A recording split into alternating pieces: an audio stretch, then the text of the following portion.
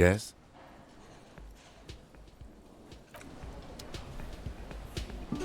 Hello again, sweetie.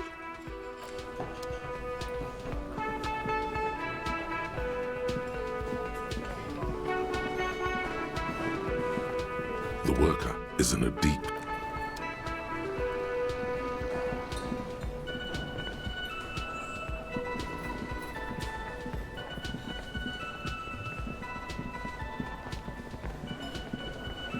Can I help you?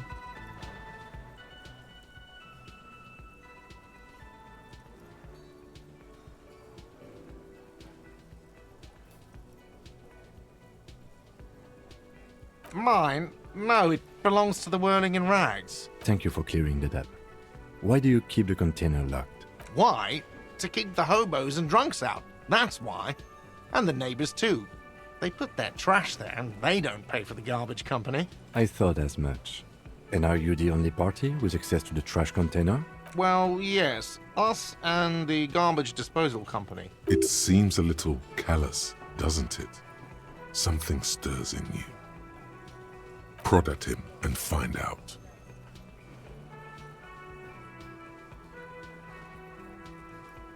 Callous? What are you? Kras Mazov? Almost all establishments in Revachol keep their trash locked. The Whirling in Rags is not special in that regard. Krasmazov, nom de guerre, was an economist and a historical materialist. He was a leading figure on the Grad side of the Centennial Revolution, where he headed the 9-day government. Mazov is considered the father of scientific communism, Mazovian thought, or Mazovianism.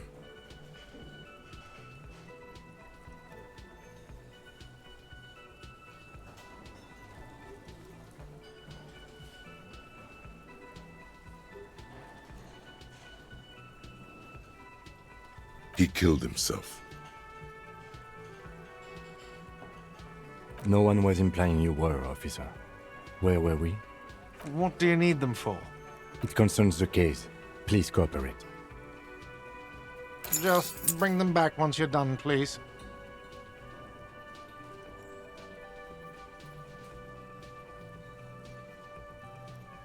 What thing?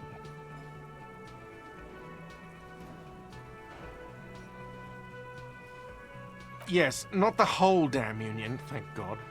Just the nastiest and loudest faction. They come here in the evenings. Dumb, unruly types. Think they're big shit. But they're good customers. They place big orders and always pay on time. He hates the Union, but grudgingly recognizes its power over him. So he's directing his frustration at you instead. Retaliate.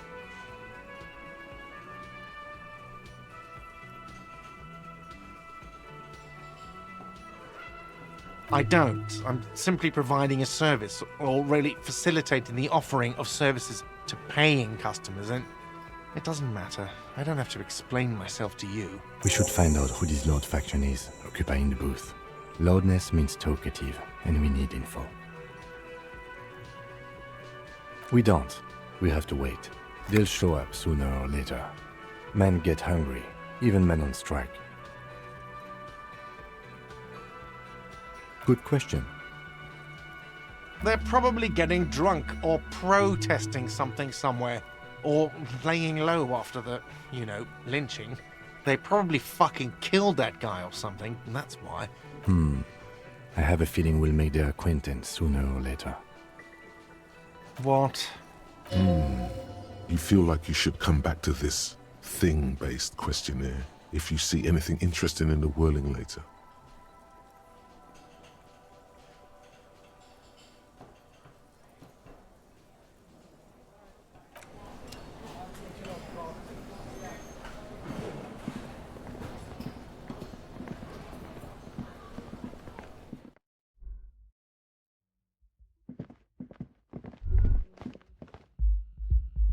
You should pick that fat, juicy cigarette butt from the tray, light it up, and smoke the living shit out of it.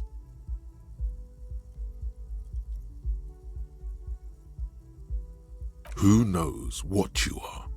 A monster, a murderer, the gnome of Jeroma, you feel like a smoker, especially when you look at that juicy, succulent, seductive cigarette stub, still smoldering deliciously. How very astute of you. This renders it ineffectual. You should look for a whole cigarette, or better yet, an entire pack. Strike that. A carton. Make sure they're all healthy and able-bodied. Then smoke them all. The idea seems to make your neck expand. Suddenly, the garish tie feels very snug. Like a cat rubbing itself against its owner's calves. A cat that wants you to smoke a lot. Or you could not do that. No one is making you.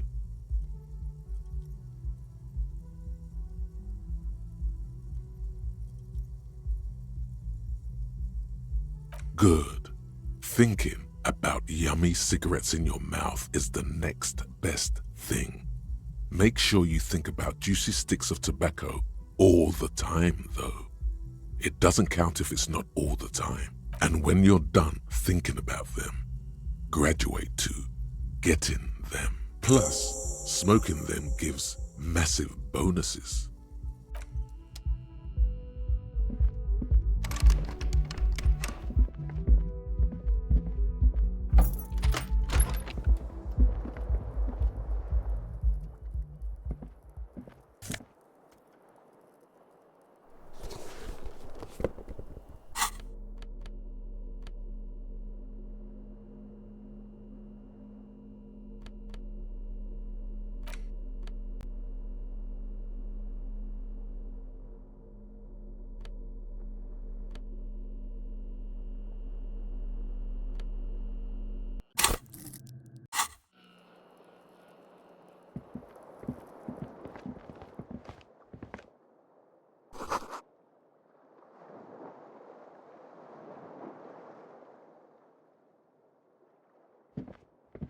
The bed is cold and not particularly inviting, but it's yours.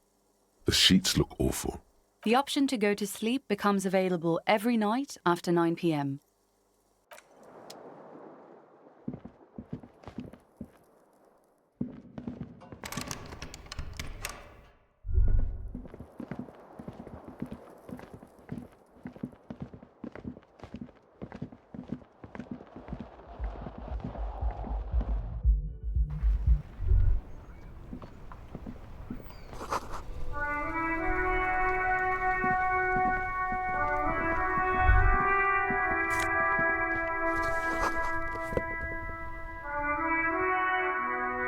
There they both are, two identical shoes, both copiously green and indiscriminately snakeskin, reunited on your feet like two baby crocodiles. It's pretty clear a normal cop is not what you are. Good, they're balanced, comfy. Feels like the only good thing about you right now, truth be told.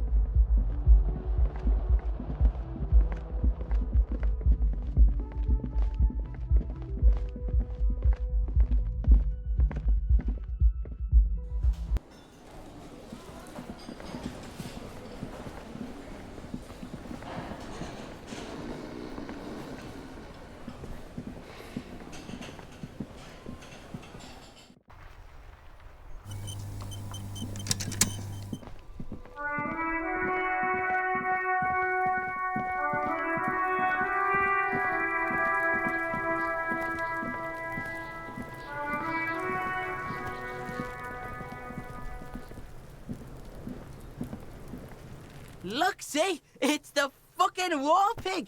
Try not to knock yourself out.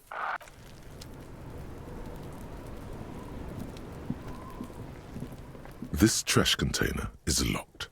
The sliding lid has a padlock with a well-oiled crack. The lock pops open.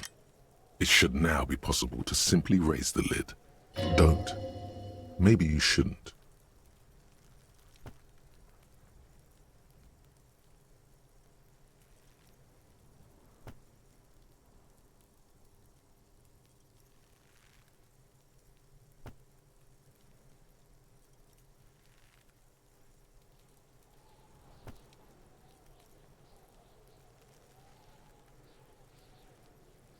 There is, but you won't like it. Sweat forms on your brow. The smell of rotten food rises to greet you. You see soggy cartons, dirty rags, and organic waste. We're just in time. This hasn't been emptied for over a week. You see milk and egg rest with one broken egg in it. Some pasta wrapper. Picking up the soggy packages somehow feels familiar. A box falls into pieces in your hands. Batiste Soleil cereal.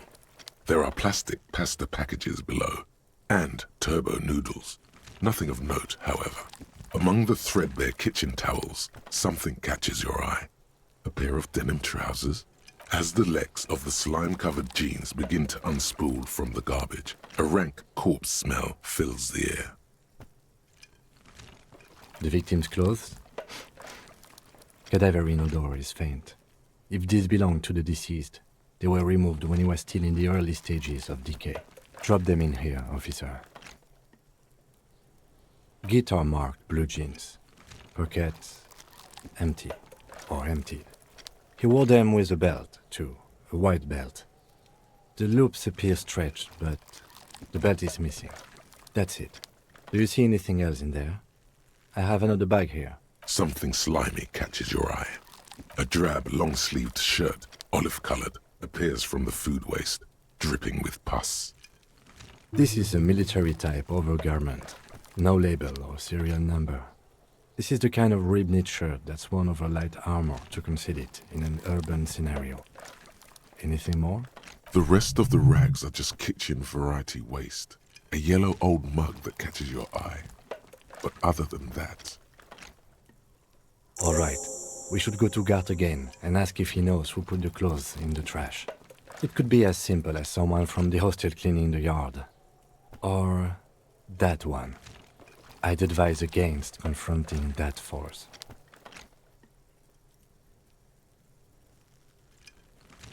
Not really.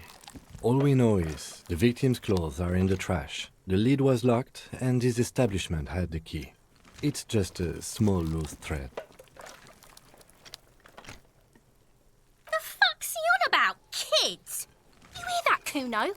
He thinks you're an infant or something. See? The lieutenant nods, then looks back into the trash container. It's just organic waste, cold and slimy on your hands. Apple and potato peels, mostly. Unidentified sludge, and the occasional chicken bone thrown in for good measure.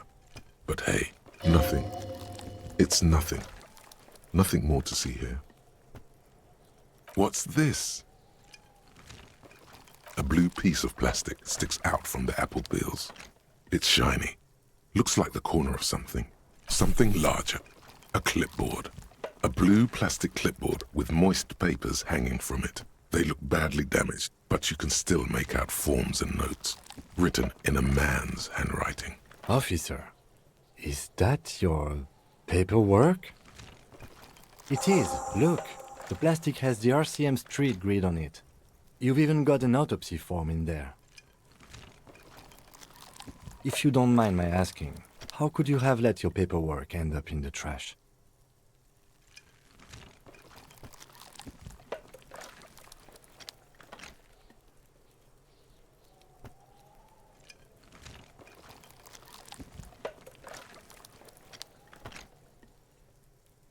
Understood. Be untroubled. If anything, this small moment has made him respect you more. You pick out a broken mug with an oddly racist depiction of the yellow man frolicking in saffron. only in its social sensibility.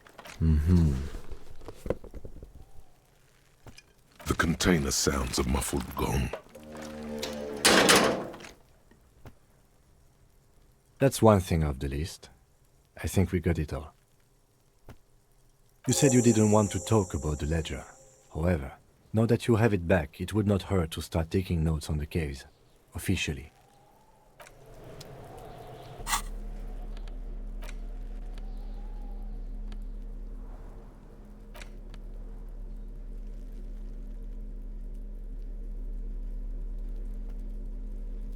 It's just a racist mug. What's there to read here? Not much. Oh boy, here we go. What are you going to say about a broken, tossed-away mug that you dug out of the garbage?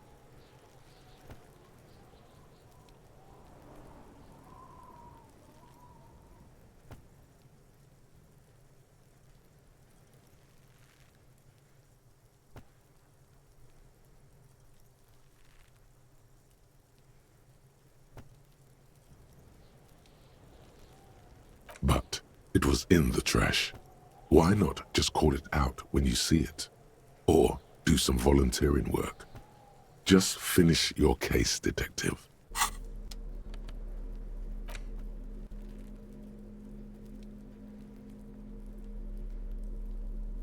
It's the ledger you found in the trash. A pitiful cabbage of white and yellow papers hanging from plastic board, barely held together by a metal clip. This sad display is made complete by the faint smell of urinal cleaner.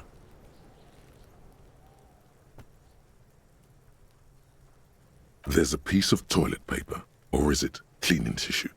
No, it's toilet paper, desperately sticking to the back of the blue plastic clipboard. It's a metaphor for you. Below the pathetics, terror.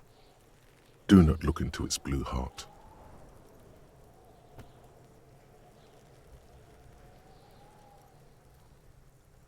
It's just toilet paper sticking to the back of the plastic clipboard. You can take it off if you want.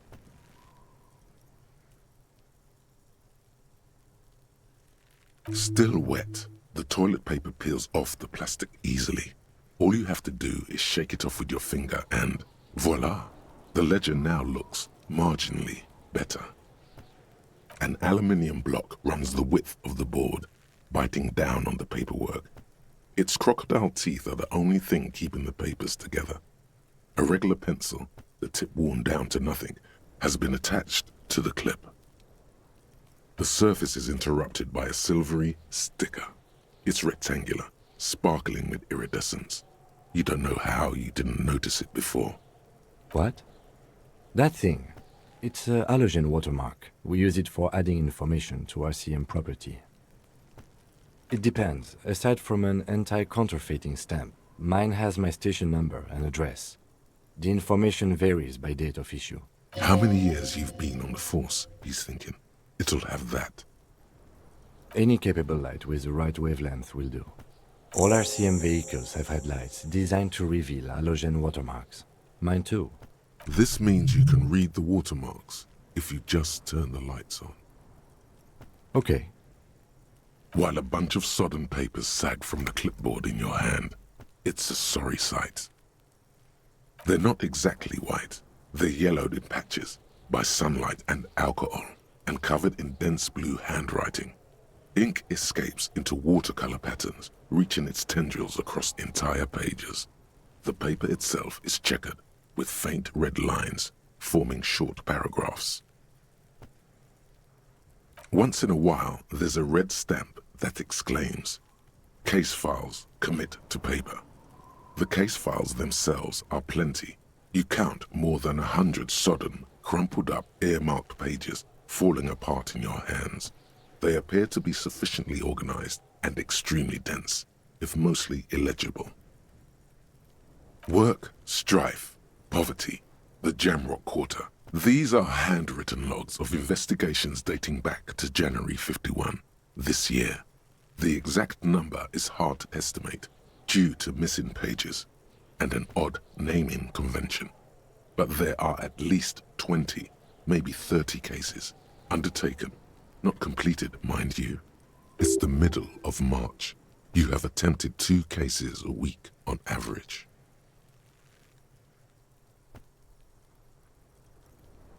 Yes, it appears you employ a, shall we say, robust yet literary system. Each investigation has its case number written on the margins. Yet, still more tellingly, most are accompanied by a name, a title, one might say even. One that draws inspiration from snoop fiction and vespertine cop show staples. Yes, all caps. One is called The Next World Mural. Another, The Square Bullet Hole Murders. Another yet, The Unsolvable Case. Others appear more light-hearted. The guys on a couch in an unexpected location, and the murder at the hookah parlor. Even the rare article-free collapsing tenement. Murder features prominently throughout. You like this grimy murdering, don't you? It's going to take an effort to piece these case files together, but it can be done. Once you're done inspecting them up close. You mean the alphanumeric? Officer, precinct, time of arrival at the scene? Oh, you mean the titular? Yes, well, so do I. In our defense, almost everyone in the RCM does. It's a holdover from the early days of the RCM, right after the revolution, when the organization had little idea how to do things. It persists in an unofficial capacity. Officers use these titles to refer to their work among themselves.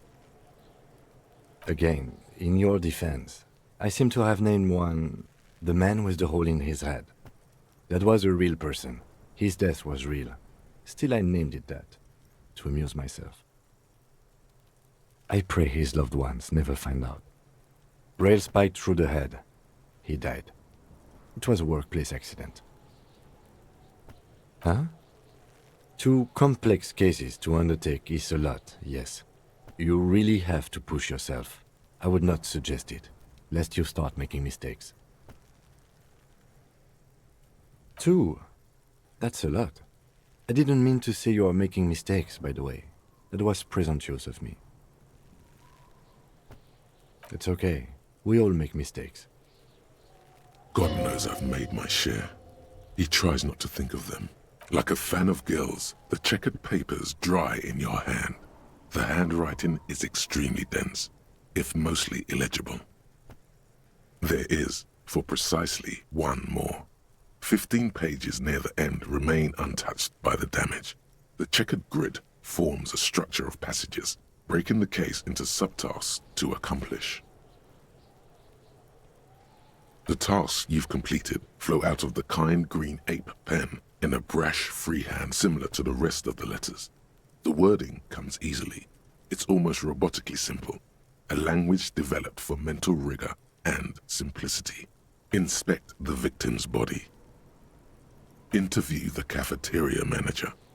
It's not exactly poetry, but poetry would be out of place. A satisfying slash sounds across the paper. You're done, it seems to say.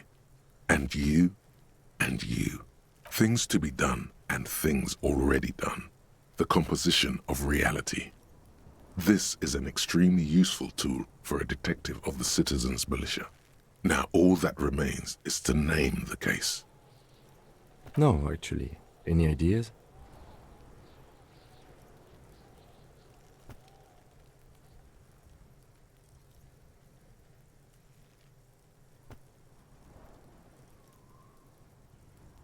Great. That's great.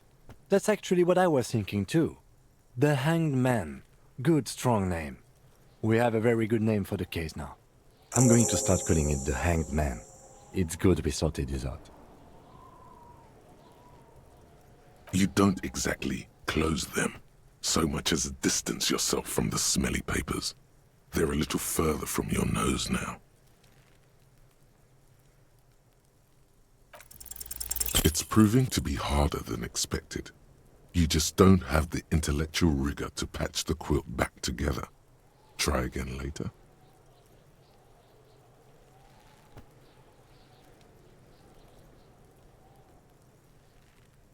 In the back, you see thin, translucent copy paper, some neon yellow. some bright red, all covered in boxes, like marching armies. These look like official forms, waiting to be filled out. Then rip them from the binder and hand them out, according to type of form. 3. The topmost are misconduct fines, the middle ones are station calls, and the bottommost are field autopsy forms. Each is easy enough to make sense of. You don't have to be an intellectual giant to do police work. A monetary penalization ranging from 20 to 250 real.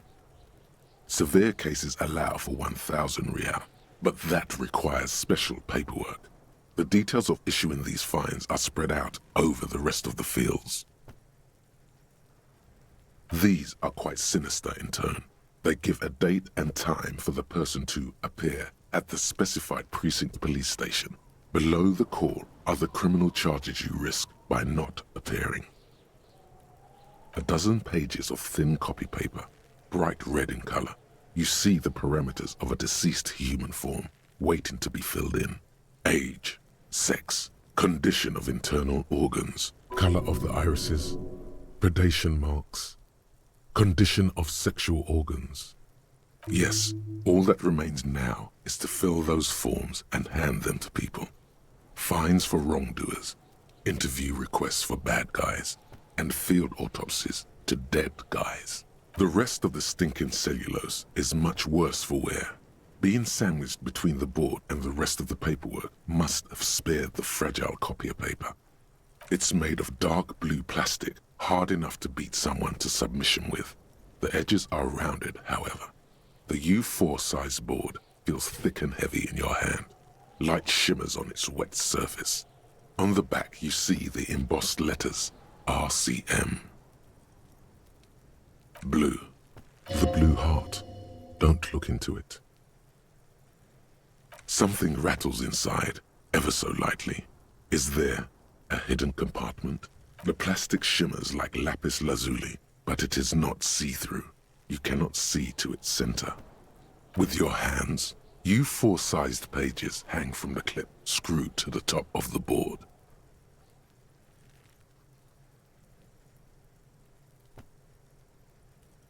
The acidic stench of rotting food is rubbed off on the cellulose. It now forms the base of the experience. This base surrounded by a faint air of spoiled meat, the stuff of death itself, and then sprinkled liberally with the citrus zest of toilet cleaner. The lieutenant observes you, raising and lowering the toilet water-logged mass under your nose, trying to get a good whiff, a good analytical whiff. Excuse me, I just have to ask again. How could you have let this get tossed out?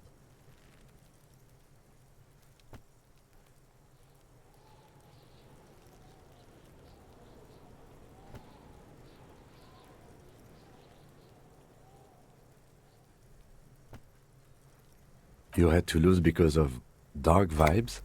What are you talking about? I don't know either. You should take stock of those. Make sure it's all there. Official notes contain informants' names, undercover operatives even.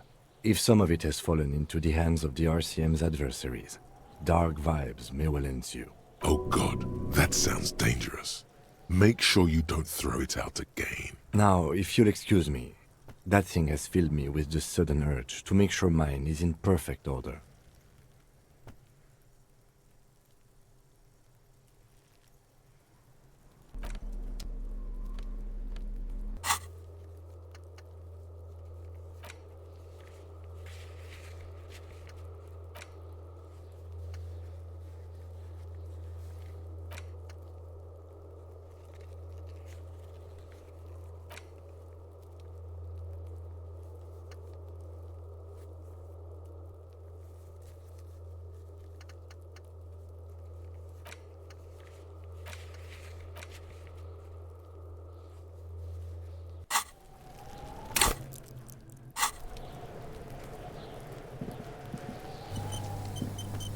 Look, see? It's the fucking war pig!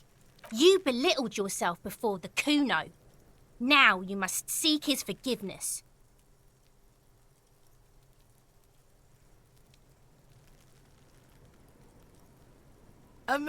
Fucking what pig?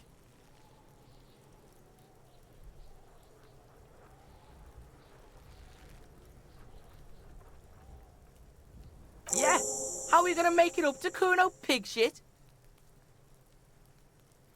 Please don't waste time on nonsense. The lieutenant does not approve of this at all. Don't listen to the blind fuck, piggo. You're doing the right thing here, trying to get Kuno to like you again. You can pay tribute to Kuno with drugs, or cigarettes, or some wheels. Kuno could use some wheels. Motorized carriage shit. What are you doing?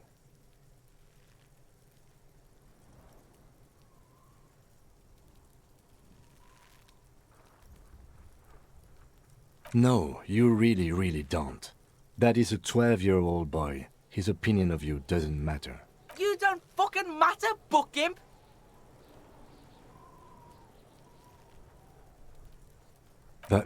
But why? You're turning this into a huge thing.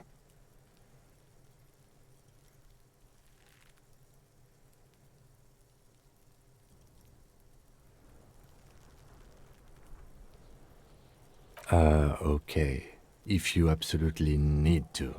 But right now, let's move out.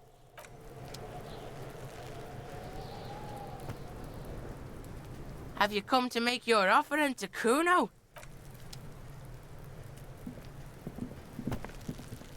There he still is, looking right through you with his white eyes.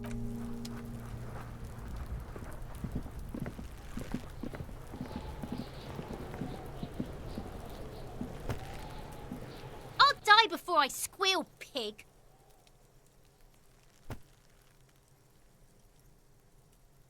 What's this kid shit? Fucking mind games. I'd rather die than squeal. Get the fuck out of here, face! You got done! Talk to me!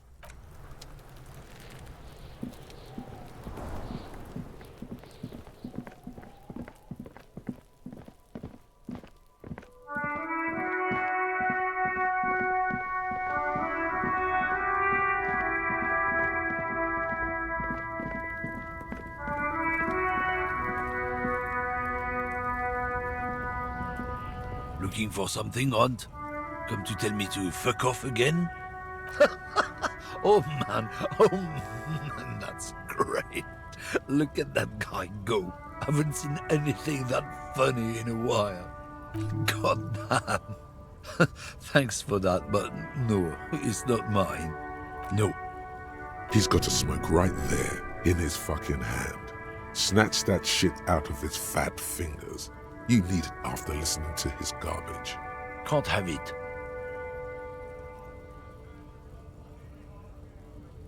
Evidence of what? I haven't done anything.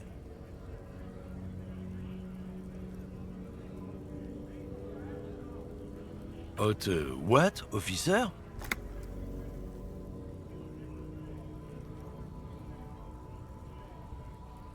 Sorry I couldn't be of any help.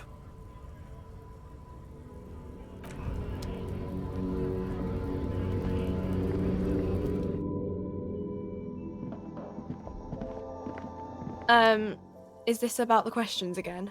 Because I don't really know anything.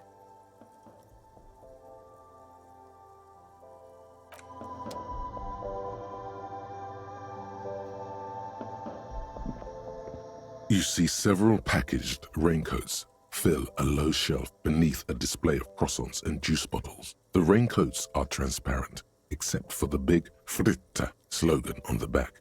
Here you go.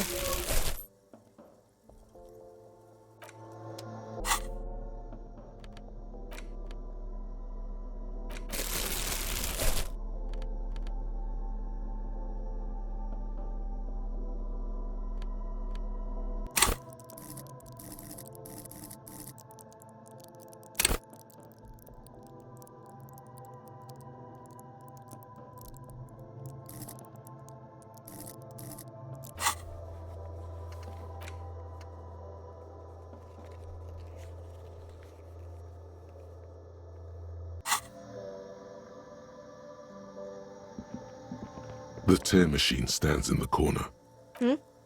Oh, that's the tear machine. It's a machine. You need a bag, I guess. Feel free to use. A small cabinet on the wall is filled with various medicine bottles, nasal sprays, and blister packs. They all bear the Saint Baptiste Pharmaceutics logo.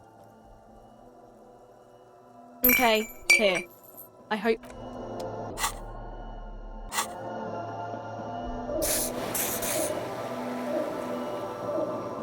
A small cabinet on the wall is filled. Okay, here. Okay, here.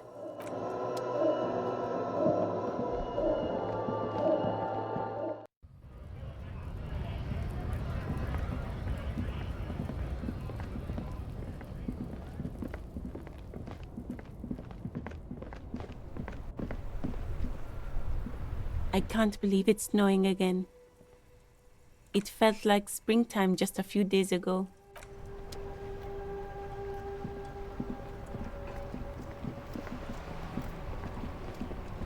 Inside, you see a set of steering levers, a radio microphone, a pull-out tool. All right.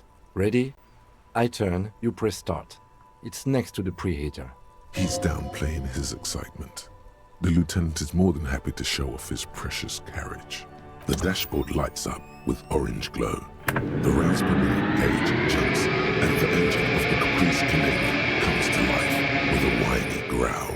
That sound, you feel the wind in your hair as if you're already driving. But where?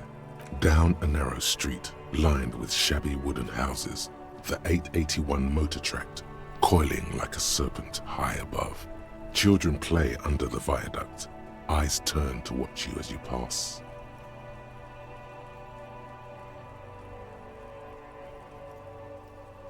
The Valley of Dogs, and before it, a familiar dome, like a ladybug without the colors. The building has a designated parking place for your carriage. This is Precinct 41, as close as you have to home now. It's far away. The lights unfold with a little click, casting electrical light onto the ground before the vehicle. There you go. I'll turn them off from the remote once you're done. We just need to stand in front of the machine now.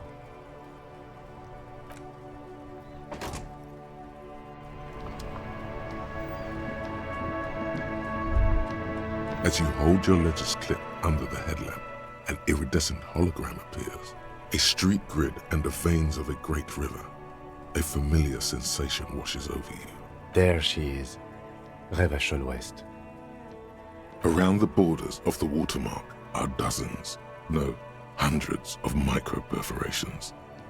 The rectangular watermark is overlaid with the logo of the RCM, and yet the major arteries of Revachol are all recognizable. They shimmer in the Kanema's headlights. Let me see. Right here.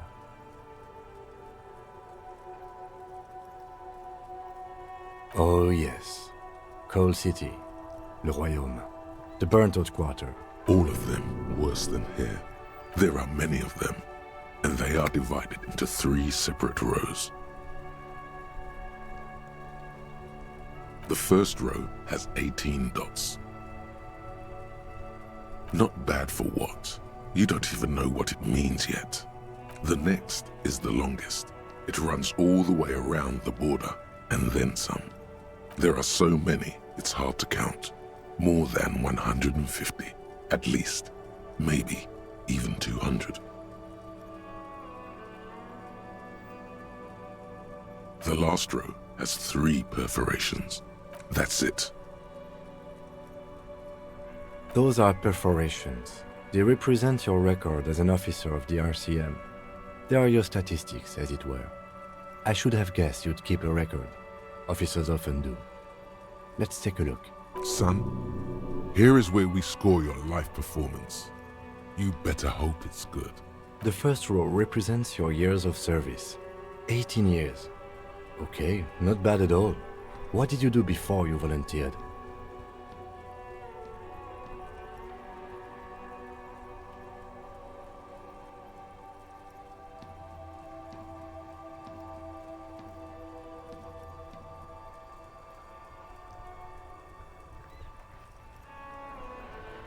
That's what it says. I might have guessed even longer based on your age. What did you do all those blissful years of your youth?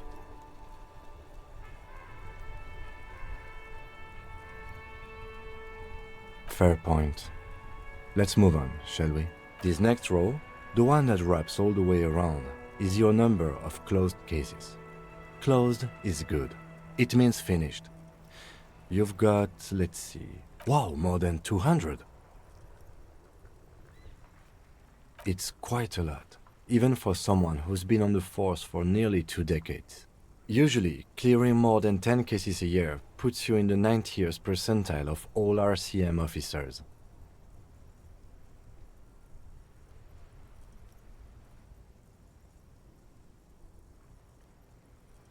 Call it what you want.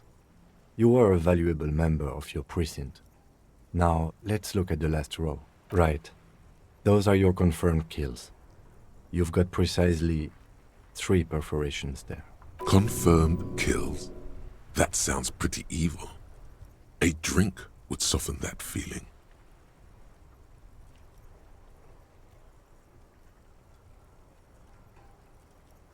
Definitely not. That's right. A killer of humans. For an RCM officer, especially Precinct 41, which is in the Jamrock Quarter, it's rather tame. I mean that in a good way. There are certain officers who treat their kills like some kind of ghoulish game. If they do happen to solve a case, it's usually by accident. But it seems as though you are, or at least were, one of the good ones. So we have that to be thankful for. He's sincerely glad you're not a scary predator. Not to say relieved you're competent. Yes. It's not a problem for him to state it, however. Everyone has their own method of coping. Some more effective or self-destructive than others. Personally, I find it helps to keep up a few hobbies. Oh, this and that. Let's not get into it now. Why not gardening? You've already got the gloves. It's meant in earnest. Please don't mistake it for a jab. The lieutenant nods. Right. I'll go turn off the lights.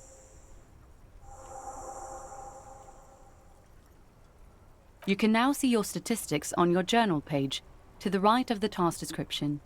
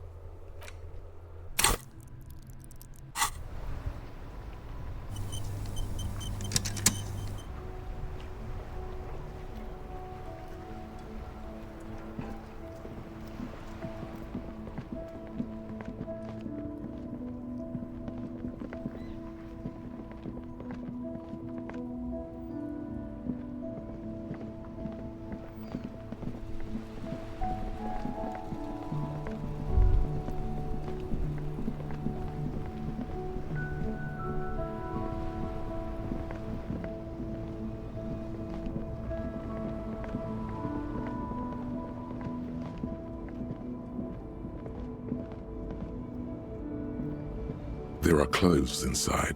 Cheap second-hand clothes, smelling of strangers' body odors. Don't be shy. These are premium class clothes. Good quality fabrics, best retro design. Save the economy with your style, officer. You find your hands deep in tattered and faded garments made from weird polyester blends that make your body itch and sweat in all the wrong places. Economical, but also trendy. Look first-hand, buy second-hand. Keep the economy moving. No good. All you can come up with are some treated wool pants.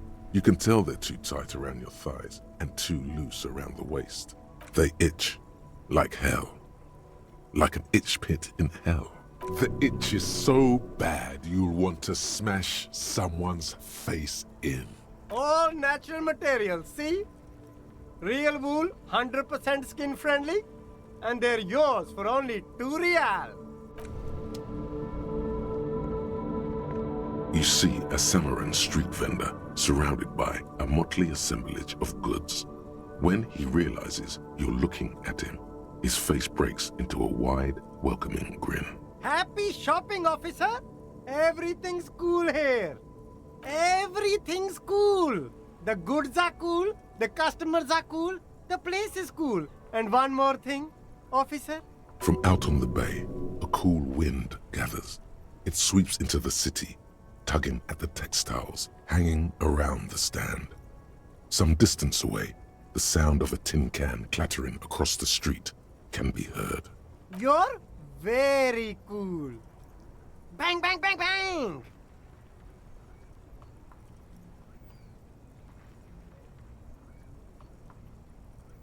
Oh, yes!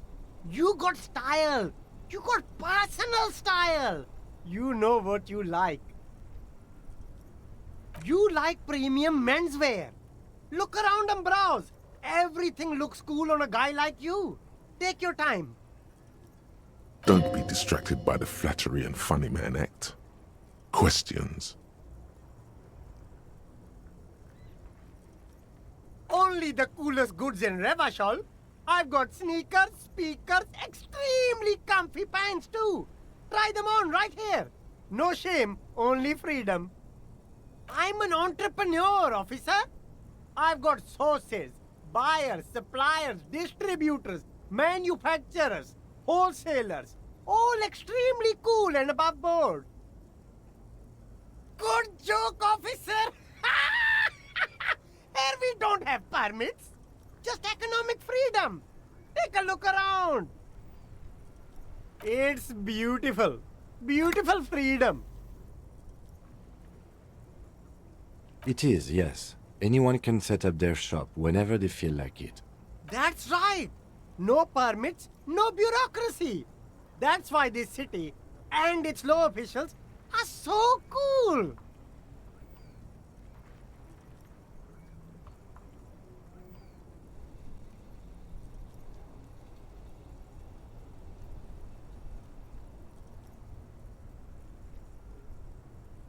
If you wanted to be cynical about it, you could say we are here to protect the interests of property holders. I am not, however.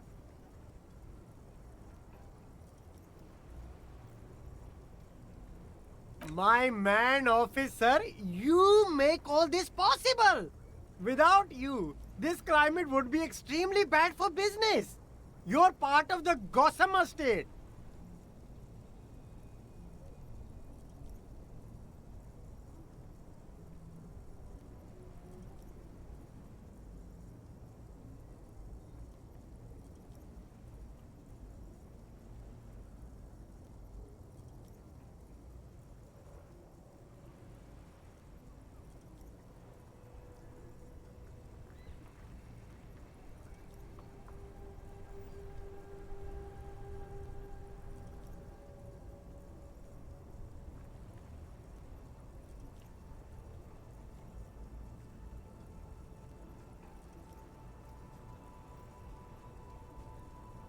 Hyper cool.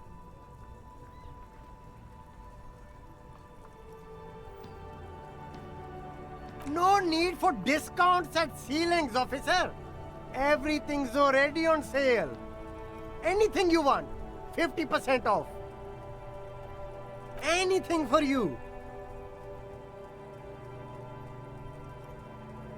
Me? It's a boring story, officer. Who cares about the past? I'm all business now. All Revachol.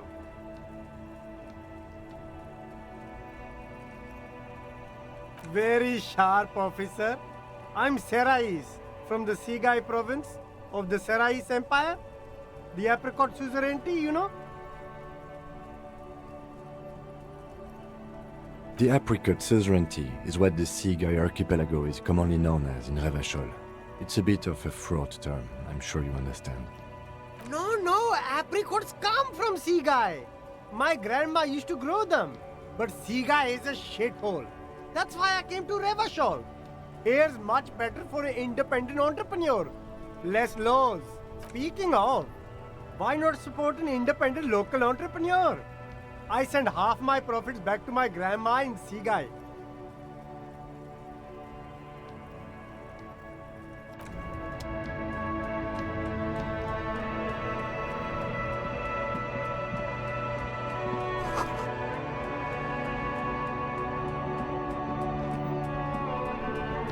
There's a pile of cheap sunglasses in a small box, a variety of shapes and colors.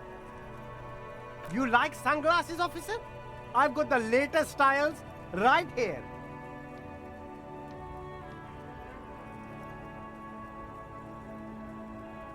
Abort. These are hideous. What's more, they don't even fit your face. You can feel them pinching your nose and chafing against your brow. Damn, officer! You look like a mega secret spy. Very secret. They're practically made for you. I'll let you have them for 2 real and 50 cents. They're perfect for concealing your bloodshot and baggy eyes. No, you are definitely not buying those. Are you sure? But they look so good on you. You should think this through, officer. These are all boring. Boring third-rate ho-hum sunglasses made of cheap Syrahese plastic. The kind of plastic that melts in the sun. Those UV stickers are almost certainly just there for the show. If anything, these lenses probably direct more UV light into your pupils. A UV magnifier. These are all first-rate sunglasses. Premium design, super material, very cool, UV resistant. These will definitely keep your eyes safe and cool while doing your dangerous police work.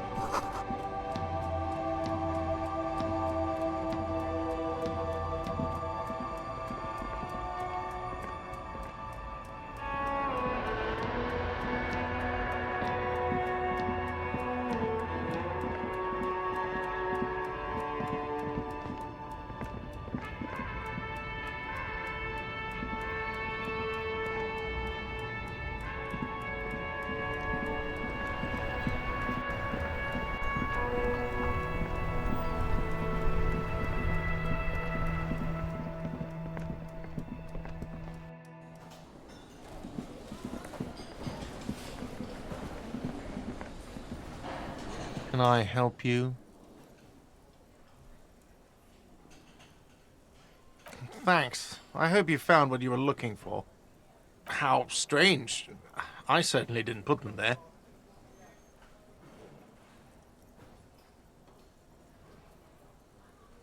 The trash collection service? CS Municipal. I don't see why they would put anything in the trash, though. Ah, the elusive CS Municipal. I doubt we'll be able to track down who was sent here last and when.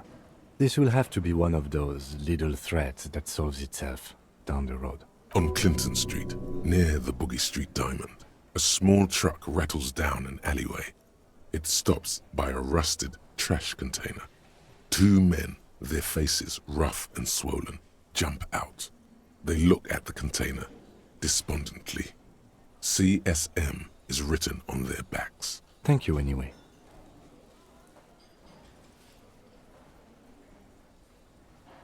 Sylvie had the keys before I got here, and I can vouch for her. I can vouch for all my stuff. None of us would tamper with the crime scene. Yes?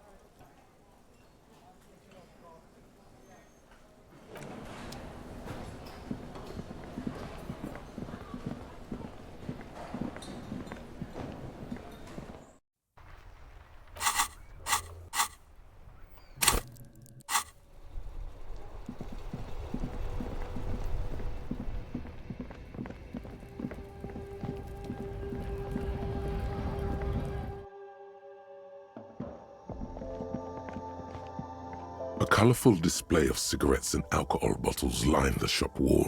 Again, I'm obliged to inform you that both alcohol and cigarettes damage your health.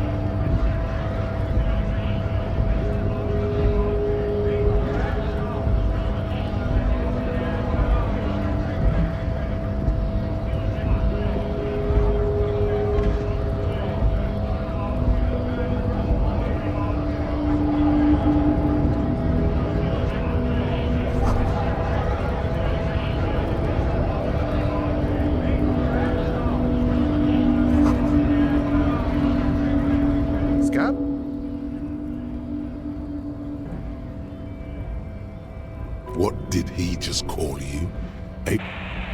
Oh no, not this again. You just got away from that fucking kid.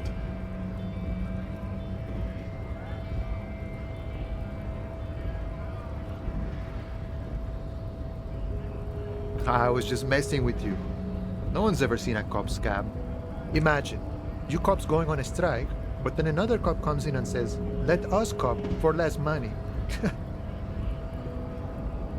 Speaking of, what brings the RCM here, to the Wild North? Come to see the strife?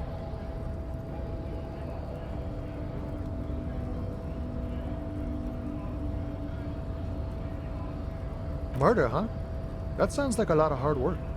You'd never see me investigating a murder.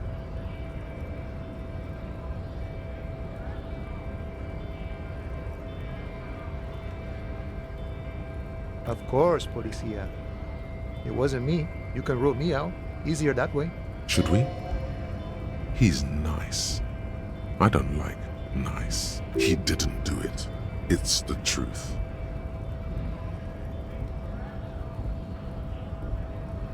My friend, I respect the right to roam.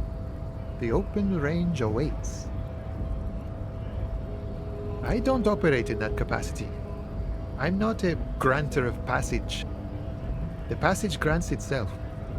I walk right past Measurehead and go in. Yeah, the 2.5 meter tall Semini Supremacist is there. Walk right past him, then press the button to unlock the door, then go past him again, and you enter the arbor through the office. Está.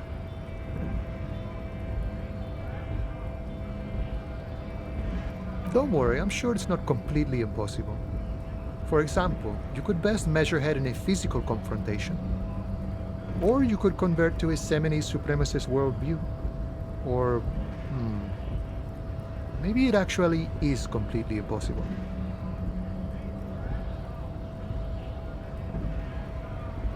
Not yet, no. He's incredibly strong.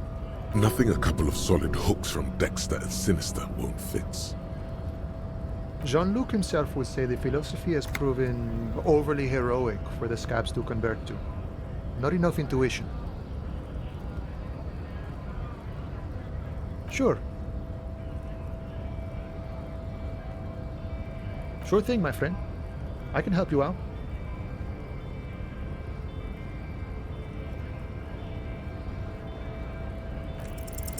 The coin narrowly slips by your outstretched fingers and falls to the ground.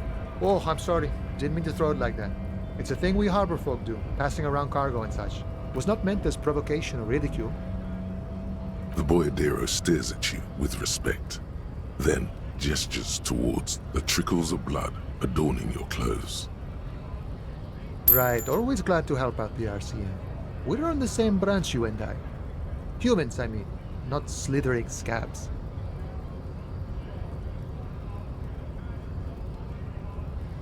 You know, serious business. I'm sure the big boss will be glad to tell you. You'll have to ask him first. He's a chatty guy. Wants to talk about the strike. Return once you've met the Union boss and are on a better footing with the organization.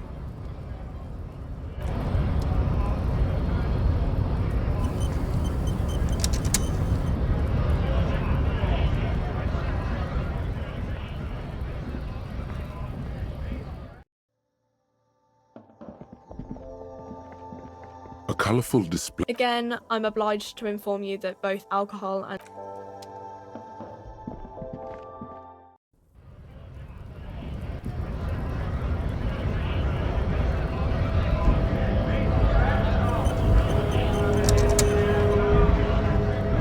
Bastards!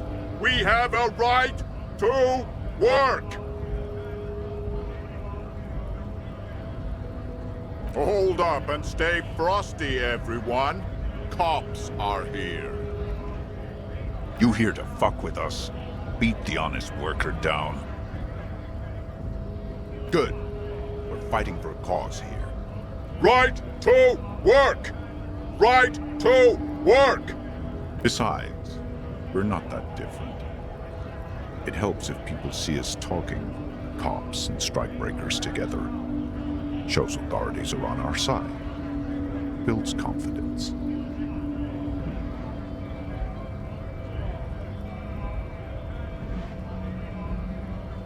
Rights of people, rights of workers, to have gainful employment, to make a salary, and feed their families.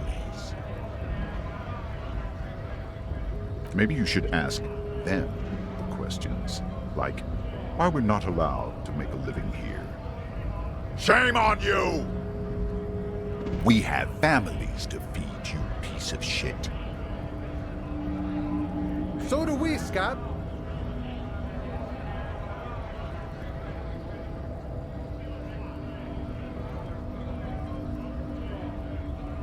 Have fun. Union shits are on full strike. Don't think they're going to let you through the gates. I'm trying to meet their fat boss. I know nothing about a murder. The mention of a killing sends a barely noticeable shiver of tenseness through him. Interesting. What are you talking about? I'm not tense. Yes, he's tense and dangerous. Somewhere below it all. Right to work! It's shameful. Cops doing nothing. You should bring backup, open up the gates for us. Blockading gainful employment for workers is a crime. We are not picking a side in this just yet, sir. Pity. Let us work! When a bunch of ungrateful, lazy cockroaches can't get their act together, decide to block honest work for other people.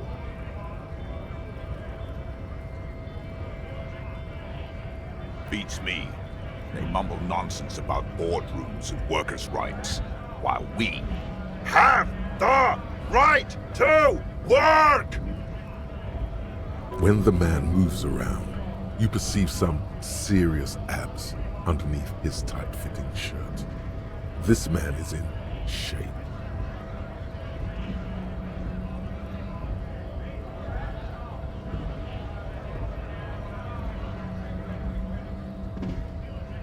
Yes, of course. Honest men and women with rights to work, to be useful, not toys for corporate interests. We came here to help the harbor run smoothly in time of crisis. If Union fucks don't want work, they ought to let in those who do want work. I have a question. Why do all these men follow your leadership? You think they follow because I'm big and loud? No. They follow the rules of the market, the rules of the economy, because they were given a job to do! You've been talking to him for quite a while now. Something is off with this guy. Ask him where he's from. What's it to you?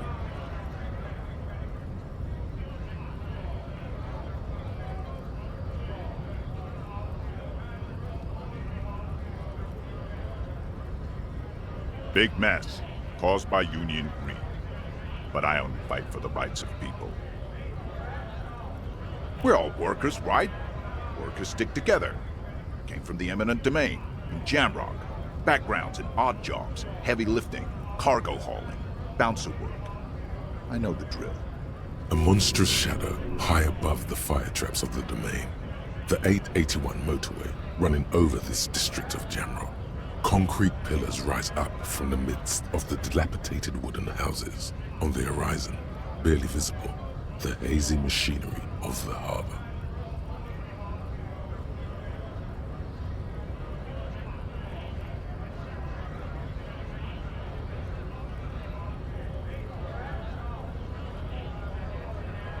Life in the domain is even worse off than in Martinez.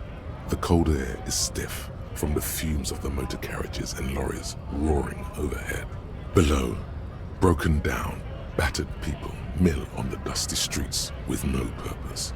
Yet amongst them, there is no sight of this man. Nowhere. Yeah? What makes you say that?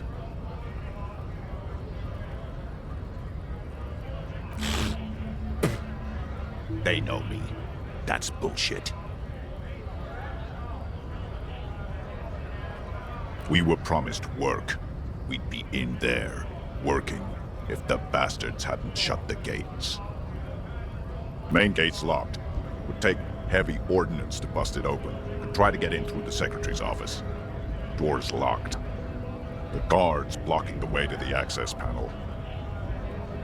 And I don't mean the scrawny mess punk either. I mean head measurer, or whatever he is. Huge Seminese guy standing up there on the overhead passage. Won't let anyone by. The access panel is right behind him. Bad. Standing on a narrow bridge, he's got a strategically advantageous position. And he's trained. I don't know how the Union has a trained killer up there. But that one's no joke, and my men are tired and hungry. They're workers, not fighters.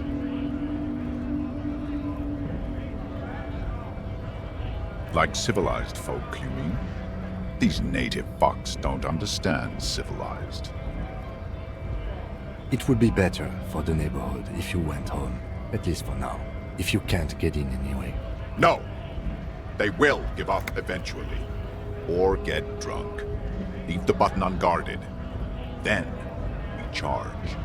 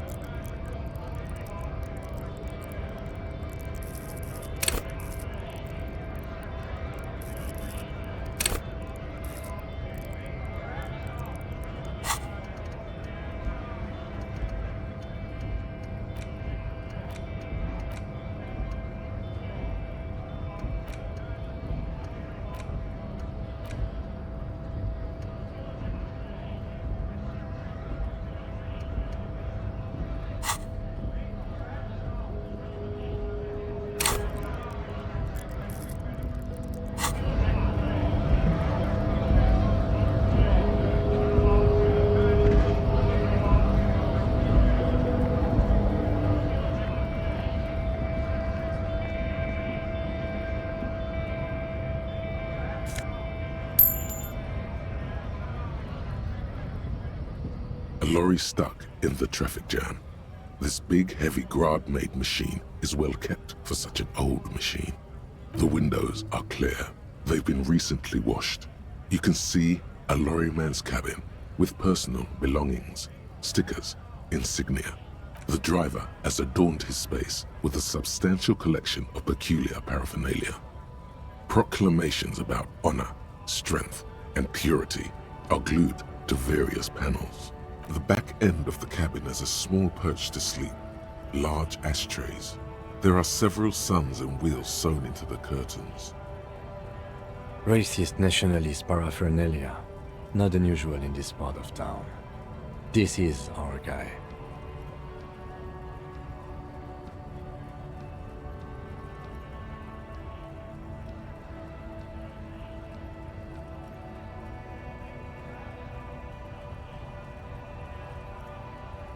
Likely, yes. This guy's proud of who he is. Drapes it all over his machine. He was acting tough before. This probably scared him a bit. Who knows when it will come in handy? A slightly scared, racist lorryman.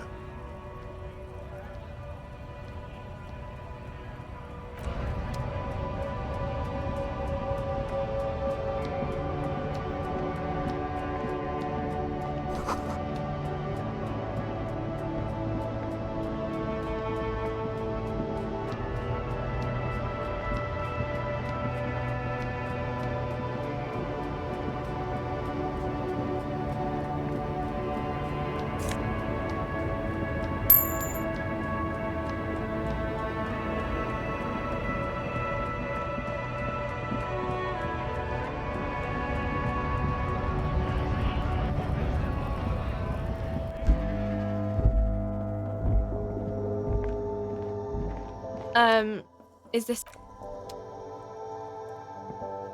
A colourful... Again, I'm obliged to inform you that both alcohol and cigarette... Here you go, mister.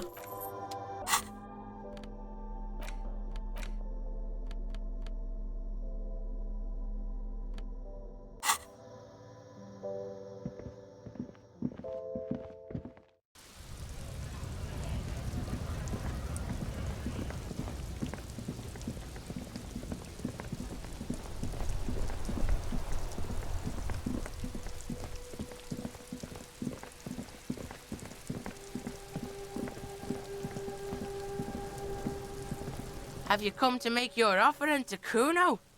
Put it away. The information here isn't worth it. Back off, fuck eyes! Kuno is a man. Kuno can smoke if he wants. The lieutenant doesn't like this. It may be less destructive to your working relationship to just come back alone later.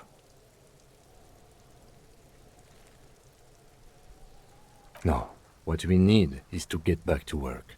He doesn't know anything. Okay, Porkson. Tar keeps Kuno sharp. Helps Kuno think. Kuno likes that brain boost shit. We're cool now, but don't be pulling this shit on Kuno, or Kuno's gonna have to beat the shit out of you again. Historical revisionism has taken place.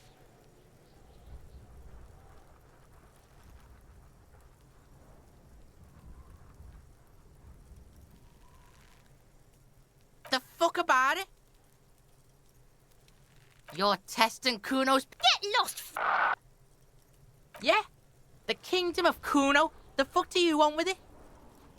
Yeah, Kuno doesn't know shit about that. That shit is beneath Kuno. Listen, listen. Kuno doesn't care about this small-time shit. Just listen. Kuno saw what you did there, dumpster diving. Sad shit. Kuno could hook you up with some sweet rags. Shit like Kuno's wearing. Your size, good price. 500 real.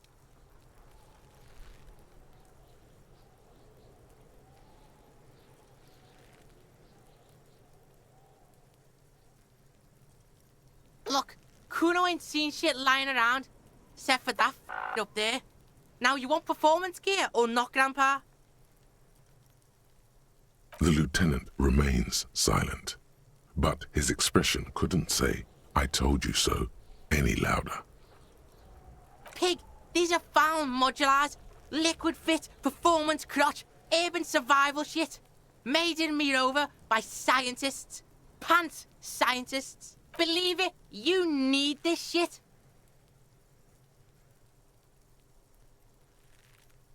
Coach Physical Instrument endorses these pants. They are tartan ready. They will also make you into an idiot.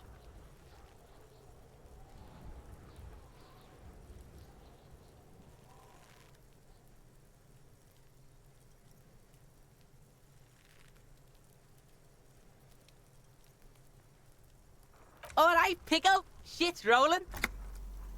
Don't do business with the pig, Kuno. He's gonna steal all your money, Kuno. As you can see, Kuno and C don't trust you.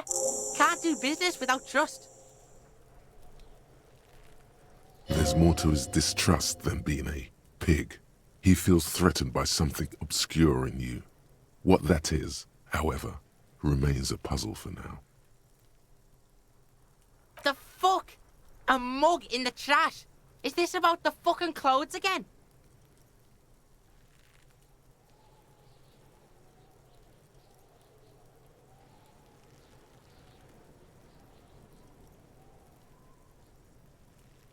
Yeah, Kuno sees where this is going. Kuno's got that fast brain. You saying you pigs are after the mug fucker, 'cause he's the clothes fucker? I can't hear you, Kuno. Speak louder, Kuno. Shit, that's tense. Someone's going to the beat-down basement, huh? Mug guy gonna get tied to the radiator. The kid may have something there. He's already come up with an interrogation technique too. Kuno doesn't know who put that shit in there. And if he did, he wouldn't squeal. But if you find out, maybe you can... Stop turning into a pig, Kuno. They're trying to get you hooked on the snitching. Get away from my Kuno. Yeah? Get your bacon shit away. Kuno doesn't like to be seen with the popo. Get your shit done and out of Kuno's face. Look at that fucking shit. You're trying to get Kuno killed. Fuck does Kuno know? Kuno's not a fucking acrobat. The lieutenant takes a quick note in his notebook. It's a trap, Kuno. Don't climb it, Kuno. Dunno. Kiptas gardener used to work there. Yeah, that's what Kuno said. She couldn't handle the heat, so she took off. Kuno can take it. Shit's nothing to Kuno.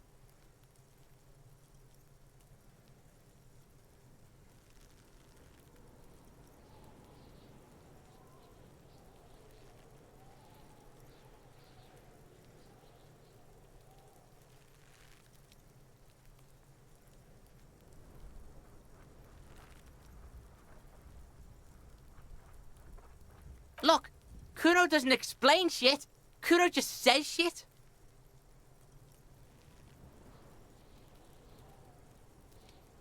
Yeah, her.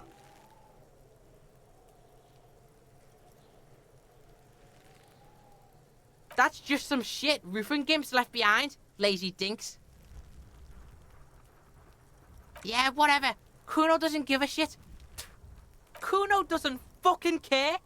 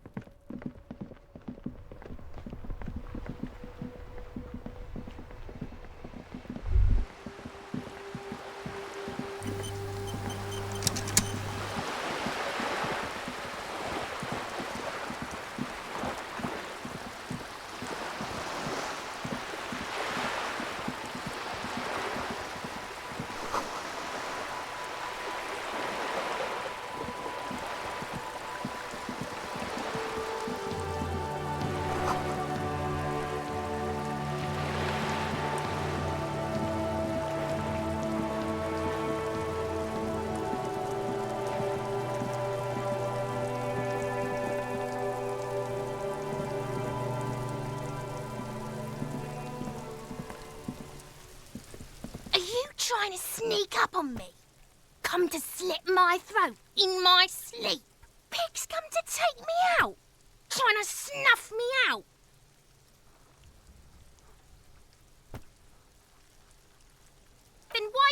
sneaking up on me like that? It's not a good idea to scare me, pig. Not a good idea at all.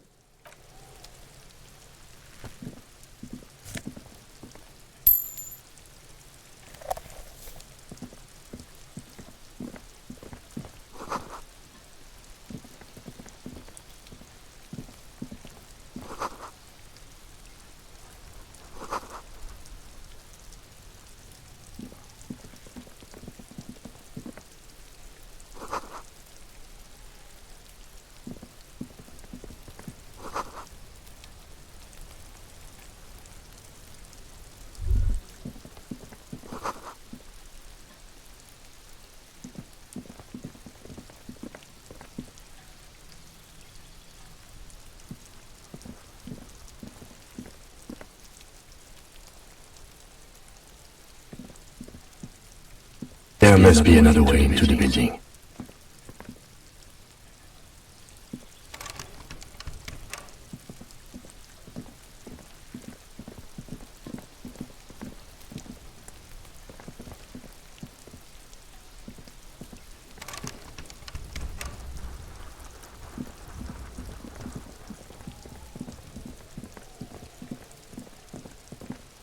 This is a wall on the side of an apartment building.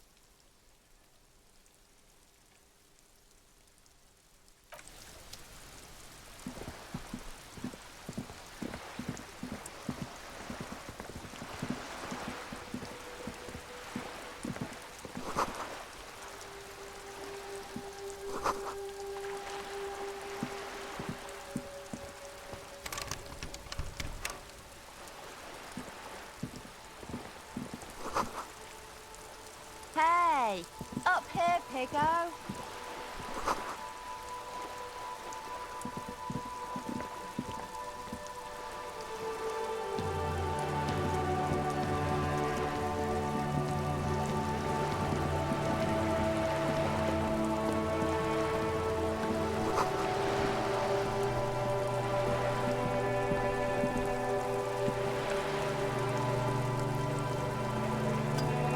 A sturdy metal door guards the southwest entrance to the apartment building. It's locked. The door rattles against your knuckles, but there's no response. The door rattles again, but this time you hear an elderly woman's voice calling out from inside. Stop banging on the door! I'm not letting any more strangers inside. Doesn't matter who I am. Now go on, get out of here. Ha! The police? Everyone knows the police don't come round here. No, I already told you. I won't be responsible for any more strangers getting into the building. Go check the backyard door. Maybe someone there will. Backyard door? There must be another entrance to the east. Madame, I assure you, we are real police officers. There is no reply. Just faint, sweeping sounds inside.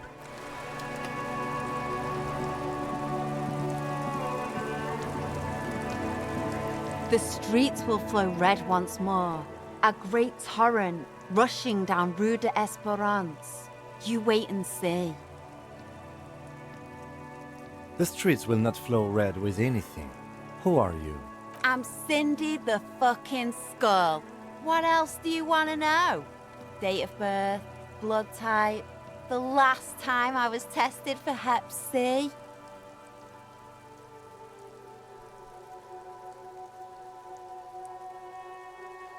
And here I was trying to be polite.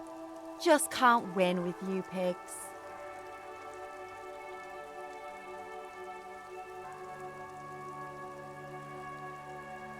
The lieutenant furrows his brow at another one of your eccentricisms.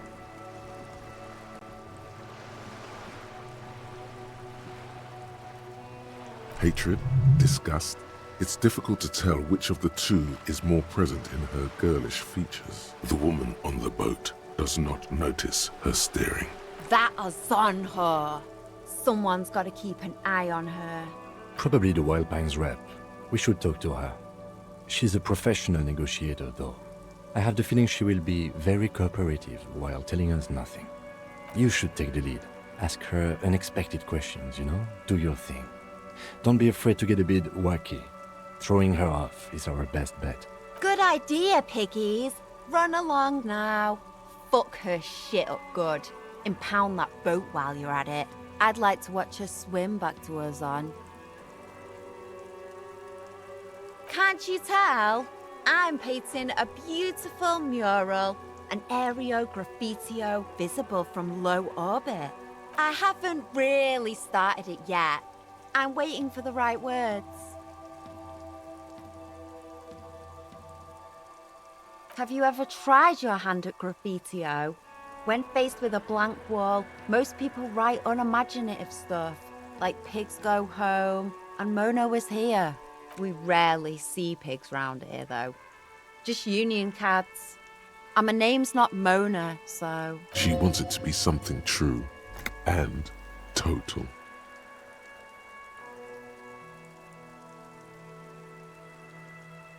Yeah?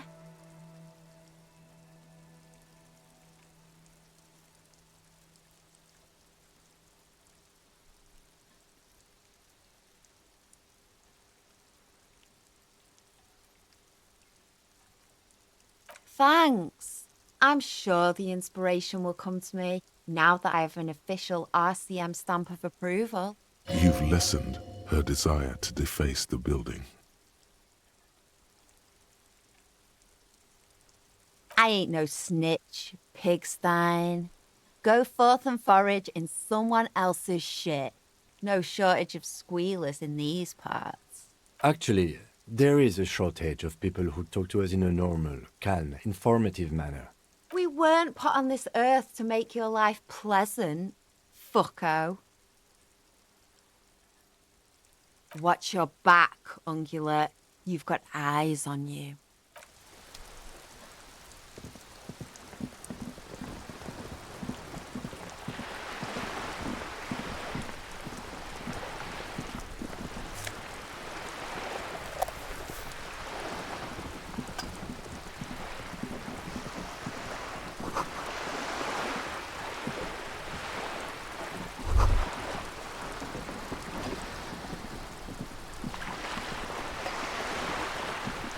A striking woman leans against the cabin top of her sailing boat, smiling as you approach. Her green raincoat glistens with droplets. A silk scarf is tied around her throat. Good evening, officers. I'm Joyce. Joyce L. Messier. I represent the board of Wild Pines, the owners of the harbour. You gentlemen must be from the RCM.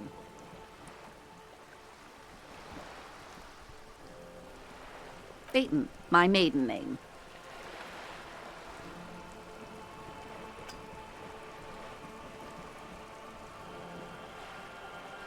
Nothing, honestly. I've said it to every drunk in town, and you're the first one who's responded.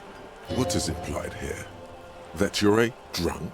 She hasn't actually said it to every drunk in town. It was spoken in jest.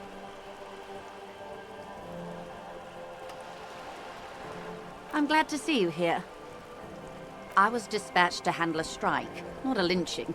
Anything I can do to assist the RCM in this matter, I will, gladly.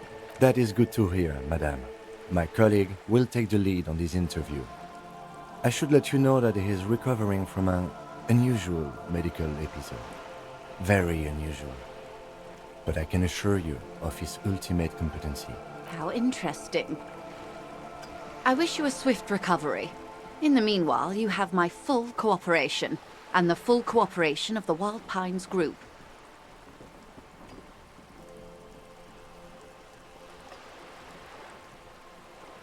Why, yes I am.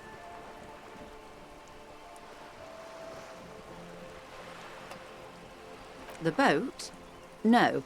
It is called Cordelati 19, because that's the type of sloop it is. The word, it, feels strange. Such a beautiful boat deserves a proper name. A breeze ripples through the sails and tugs at your hair. Below, the sleek, fish-like shape of the hull parts the water. Beneath that, a resounding darkness. you're reminded of something. Or someone.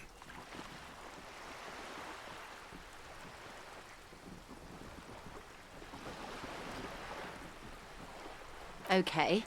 How about Cordelechi 19? Why?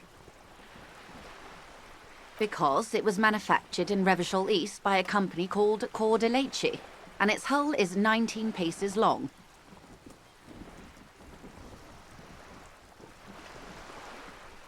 Why Dolores? Well, it means nothing to me. I think I'll stick with the factory name. But thank you for the suggestion. It's a pleasure craft. A 19-pacer. It also happens to be rated for Category 1 racing. Though these days I mainly use it for business. My sloop? I like it a lot. It's the eel's hips, baby. I'm enjoying this part of the interview.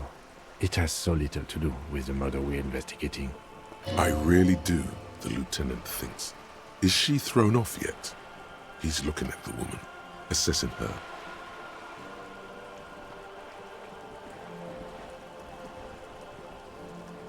Of course there are. We're on an archipelago. How else are you supposed to get around? I mean, we are on Le Caillou, are we not?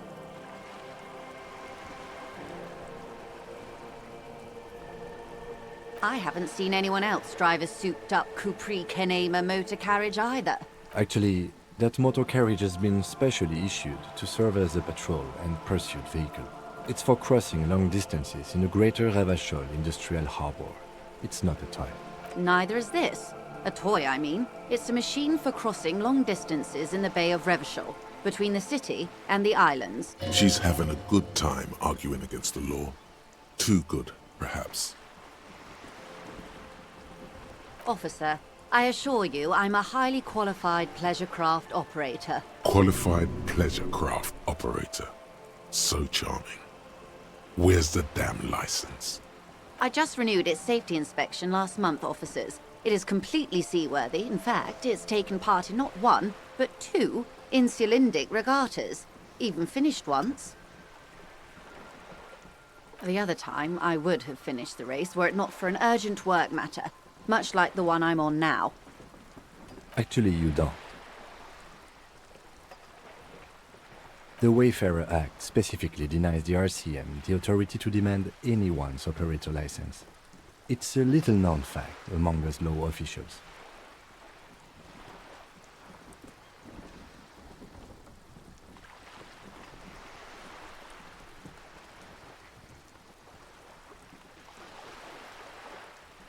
About the boat?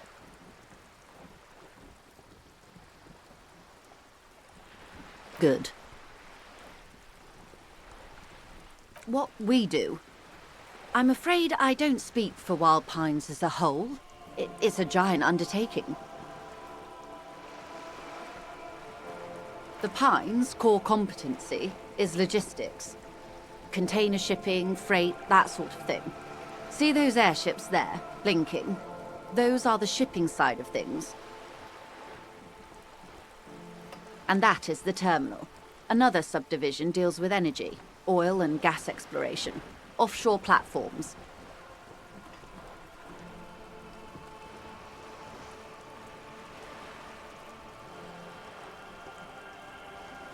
I'm not at liberty to discuss the company balance sheet, but I can tell you that last year, the company booked more than 20 billion real in revenue. A billion?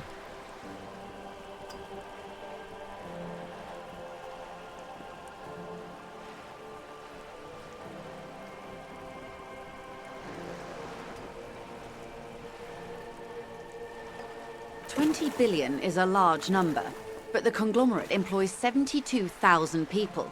They all need to be paid. Then there are capital improvements, interest payments. A conglomerate the size of the Wild Pines is like a shark. If it stops moving, it will die. Then what becomes of those 72,000 families? It's a tremendous responsibility.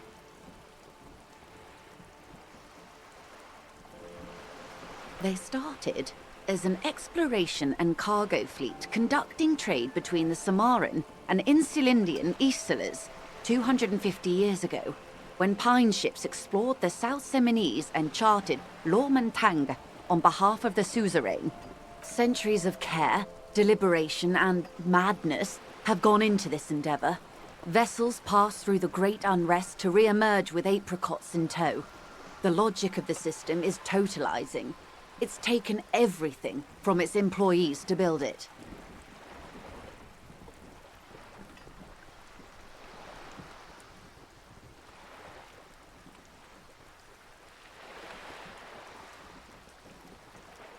You mean aside from being the terminal's legal owners, who are responsible for moving 8% of the world's cargo?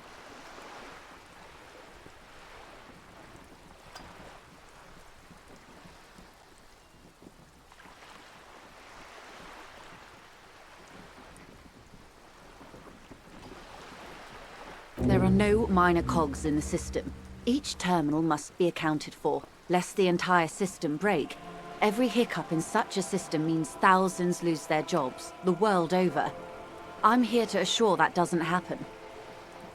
With your help, hopefully, says her warm tone. Everything. Right up to, but not including, trade secrets. First, you'd have to repeal the Emergencies Act of Trade in Elements that gives me the right to silence. It's quite the octopus. Why? By throwing off half a century of foreign domination under the Coalition. Unfortunately for you, the Coalition also leases you the right to police West Revachol. But I am derailing us. You wanted to know about the strike. I believe the official title is Senior Labor Negotiator. In practice, I'm a grocery clerk. I relay the union's demands to Wild Pines and return with Wild Pines' counteroffer. And how are the talks going? They're not.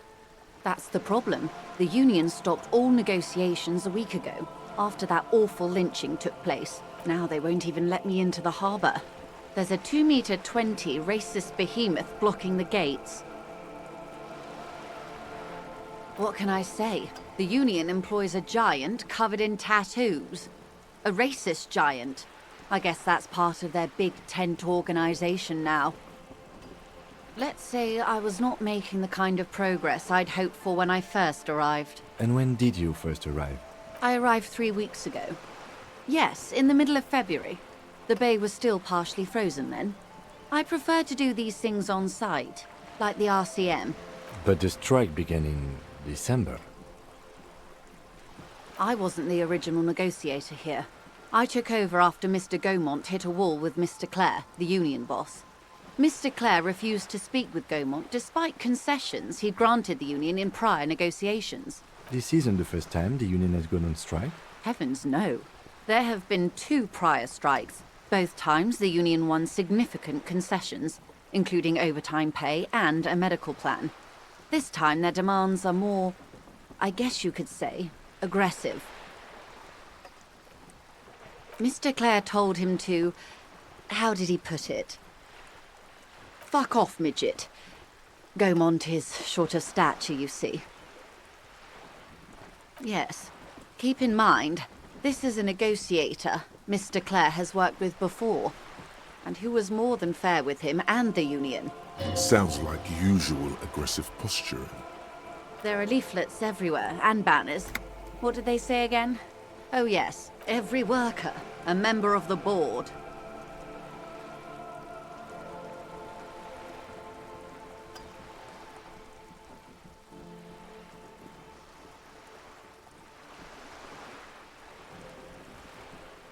Fortunately, they explained it. Every time the Wild Pines group makes a decision about anything, it needs the signature of each of the 2,200 workers in its Martinez terminal. Just so you understand, this is but one of 22 terminals owned by Wild Pines. Essentially, not only are they kings of the company, they are also kings of the 72,000 employees of Wild Pines Group.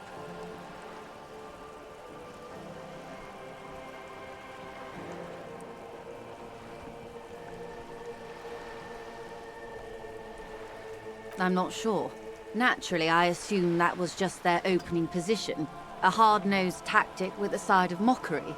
But there's been no follow-up, just the same nonsensical slogan repeated over and over again. And now, people are getting lynched, I hear. Behind the whirling in rags. A disastrous situation if there ever was one. Excuse me, from whom did you hear about this lynching? I first heard it from the boyar at the gates. The one whose very name advertises his aversion to work. I think he said it was, "Call me mañana." The scabs?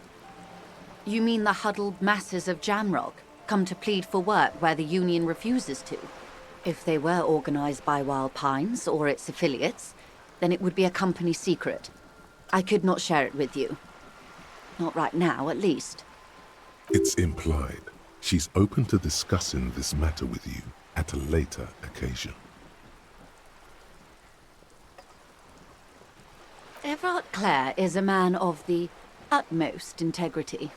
If you can say one thing about him, it's that he always puts the interests of the workers first. Of course not. Everard is fantastically corrupt. I imagine he has a thick, viscous goo where you and I have blood. He is the most corrupt individual I have ever seen, and I deal with men like him for a living. If there is anyone more venal, more irredeemably nepotistic, then it's his twin brother, Edgar. Yes, Edgar looks exactly like his brother, except for that lazy eye. He also talks exactly like Everard does, and when one's term as foreman is up, the other takes over. It's how they circumvent the term limits, you see, with a funny little switcheroo. While in office, they've embezzled God knows how much of their workers' dues. The Débardeurs Union was once a perfectly normal institution. 20 years ago, anyway. It must not have been easy to establish under the Emergency Act, but they did it. I can respect that. Organised labour at its best, as they say.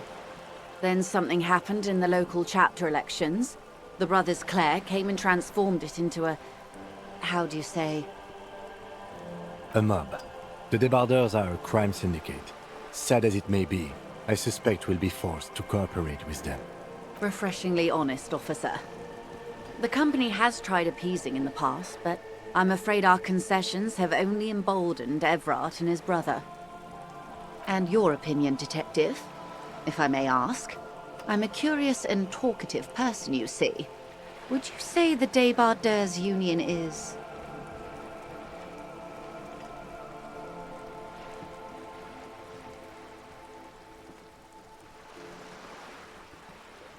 Of course, officer. I'm glad you asked. There was a woman, the previous forewoman of the Union. She disappeared. Disappeared? Yes. On the last day of the local chapter elections, her daughter phoned in and said she wasn't running anymore, or coming to work. Ever. End of story.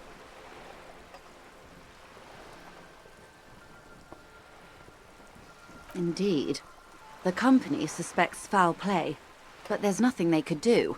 It was a union matter. The point of the presentation is, these kinds of things happen around the Clares. Watch out when you're dealing with him. Thank you for your concern, ma'am. We'll be just fine. Of course. How else can I help? Quite a few things, I'm afraid. The information I'm to share with you includes sensitive trade secrets. For the sake of my employer, I have to ask for your names and badge numbers. Of course, ma'am. We should have introduced ourselves. I am Lieutenant Kitsuragi, from Precinct 57. And this is my colleague from Precinct 41. I'm afraid he doesn't have his badge at the moment. I hope mine will suffice. How curious. Why is that, Detective? Awkwardness washes over the conversation. The woman doesn't like this turn of events.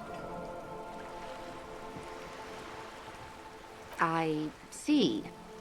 So, are you saying you lost your badge during the course of this episode?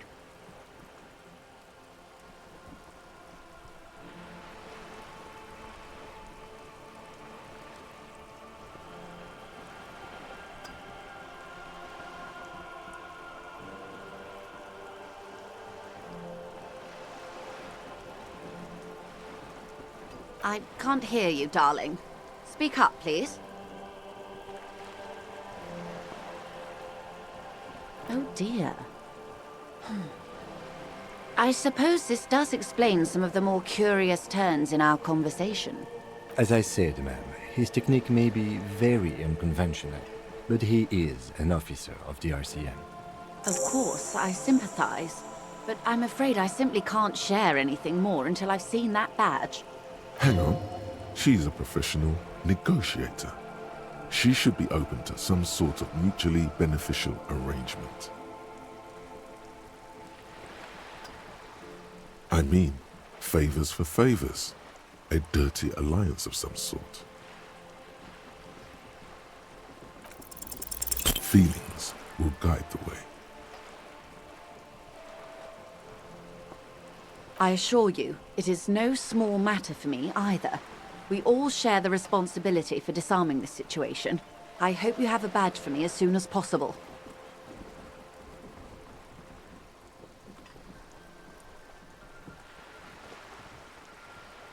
Trust me, officer, I am fully committed to resolving this impasse. This isn't some side gig for me. She's silent. The wind flaps the sail above her. Officer.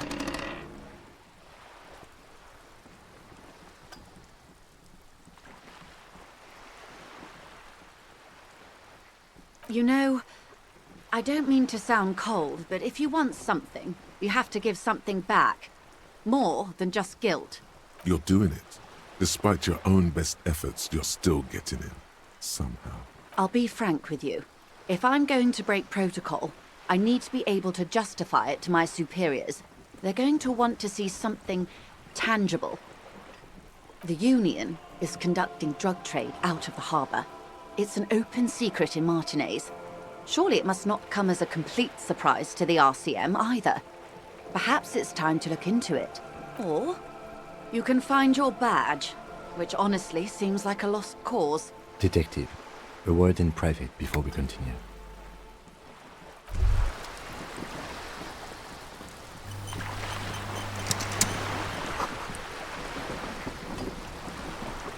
This is not going quite as I hoped it would, Detective.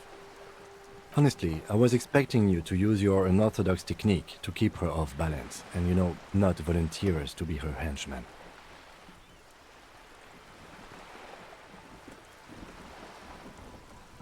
This woman is running circles around us. She might have known about your misplaced badge all along, or she's simply an adept improviser. Either way, we've played straight into her hands. He doesn't let it show. But there is a limit to how much the consequences of your unprofessional behavior can cost the investigation.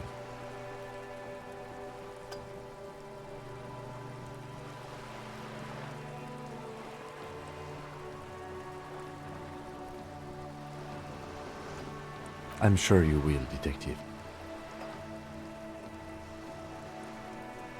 Oh, that would be fantastic, but do we have the time? The world is large and your badge is 8 by 6 centimeters. You could request a new one from your station, but that would literally take months. No. If there is reasonable suspicion, we must investigate. Otherwise, she could claim we are siding with the Union, or that we are on their take. We'd never hear the end of it. What I propose is, we ask her, then we investigate, briefly. But do not share the outcome of this investigation with her. We tell her it's done and demand for her information on the lynching.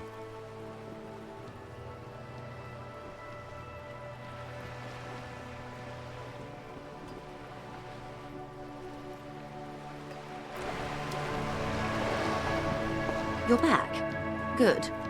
What can I help you with?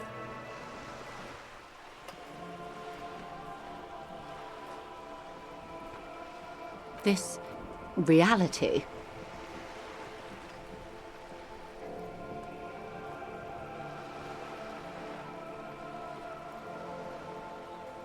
Ah, yes, the episode.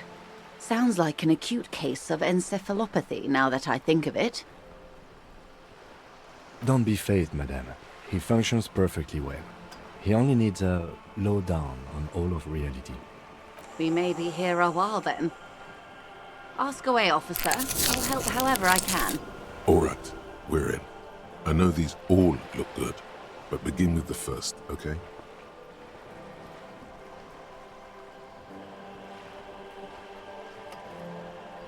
We're in Martinez, baby. Martinez is a district of Revachol. A very small district tucked away near the industrial harbour, north of the 881 and Jamrock. You would be excused for not knowing about it. Unimportant, they say. Forgotten, even. Shelled to smithereens during the Revolution. It has its charms, just not this time of year. I'm not a good ambassador. I've only been here once before, as a teenager. Not a lot has changed. There are ruins, a terminal, fishing boats, reeds, boys with boxy shoulders. This place used to be a province, a workers' resort before the city swallowed it and the artillery did its work. The reeds are the real star of the show here now. The further down the coast, the wilder it gets. It's not really a sea, it's the Bay of Revachol. And the bay feeds into the ocean. Yes, we're on an island in an ocean, the world's largest body of water, the Insulindic. Vast, lukewarm and unknowable, flowing in and out of sight. Caillou, as you already know. Imagine a pebble. A smoothed-over pebble amidst a great blue sea, misshapen, cracked. The cracks are the River Esperance. We're in the delta of this river, on the 6th branch, the Martinez distributary. It is clear this pebble is of enormous value to her, and to humanity at large. Revachol? Revachol is what you call a city. The great kind. As if it's self-explanatory, beyond patriotism, a fact. History detective.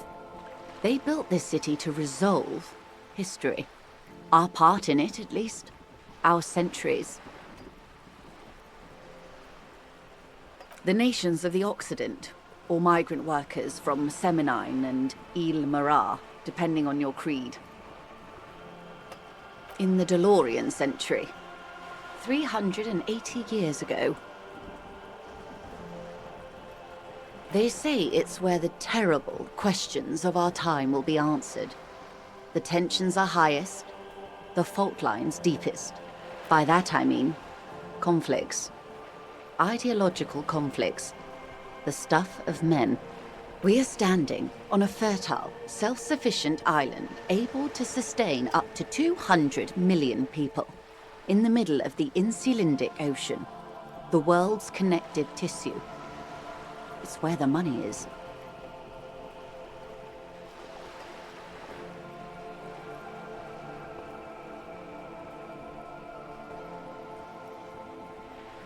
Oh, we're quite a way off. About 22 kilometers from the center of the world. That soldering iron is the Bank of the World building. The bottom floors are Insiacom. Coalition government, Insulindian Mission Command. Silence. She lowers her hand. The water, the light. It's as though you're seeing it for the first time. There is no recognition, only the immensity of the sea and the cold radiating from it. We are where we are. I have no truer answer to give, unfortunately. This is one thought you need to complete. Where are you? Was there something else you wanted to know? I remember something about a lowdown. This has been informative. Thank you, ma'am. I'm sure my memory-impaired partner has many more questions to ask, about even more fundamental aspects of reality. Might I suggest not asking them all right now? Ma'am, Messier will be here later too, and tomorrow. Isn't that true, ma'am? Absolutely. My commitment here is long-term.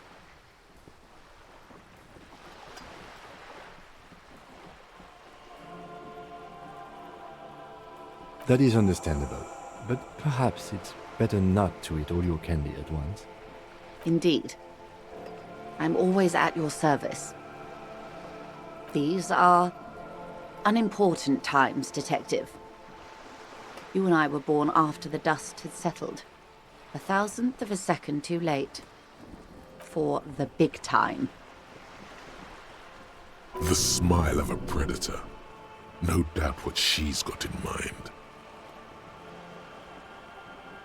All men are predators, dear. Nothing much to be done about that. It's all a matter of where you get to file your teeth. The revolution. It's quite easy. Every 100 years or so, our species gets together to decide what's next, who gets shot in the head, and who gets the mineral rights. It's a real kerfuffle. Those would be the communists. Generally speaking, 40 million people got shot in the head during the World Revolution. But the communists, they all got shot in the head. Oh, and the anarchists too. They shot them well. So well, one forgets they even existed. Did they ever? Before they got shot themselves, they shot 2 million people.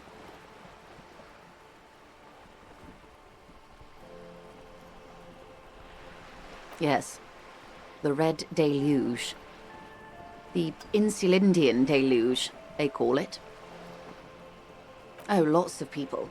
Even the king got shot in the head, or thrown beneath a horse, or drowned. Accounts differ. It was unceremonious.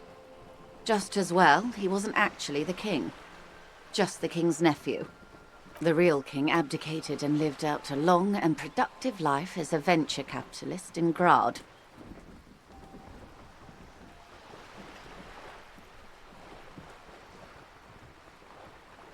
About head shooting, the liberals got the mineral rights.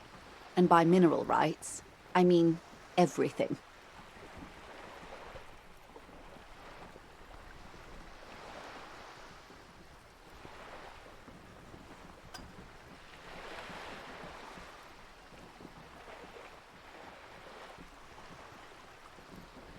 Liberals are usually middle-class people, Detective. Or the remaining gentry. The beneficiaries of the pre-revolutionary arrangement. Some were rich enough to stay with the Constitution, with monarchy. Big mistake. Others bet on the revolution. They were called the ultras, or ultra-liberals. They fared well.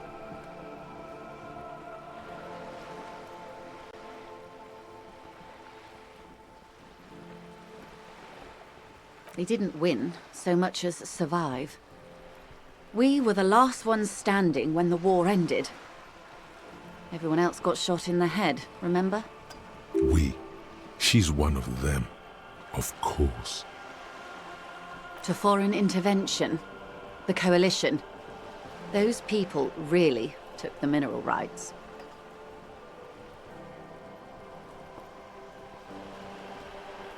The liberals took everything that wasn't nailed to the ground.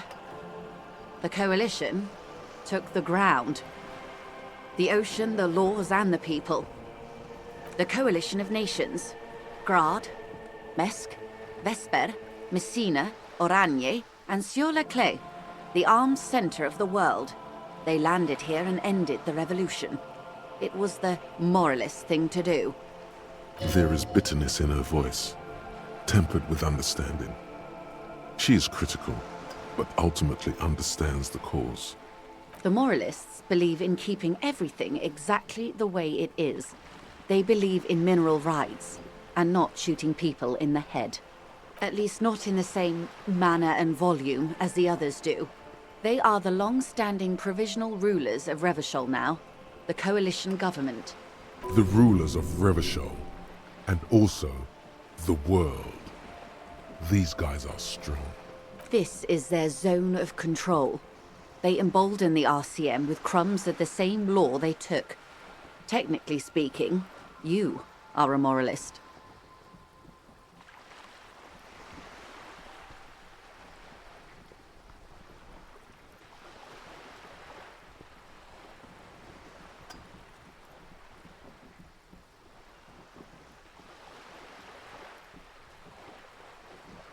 an almost endearingly moralist standpoint.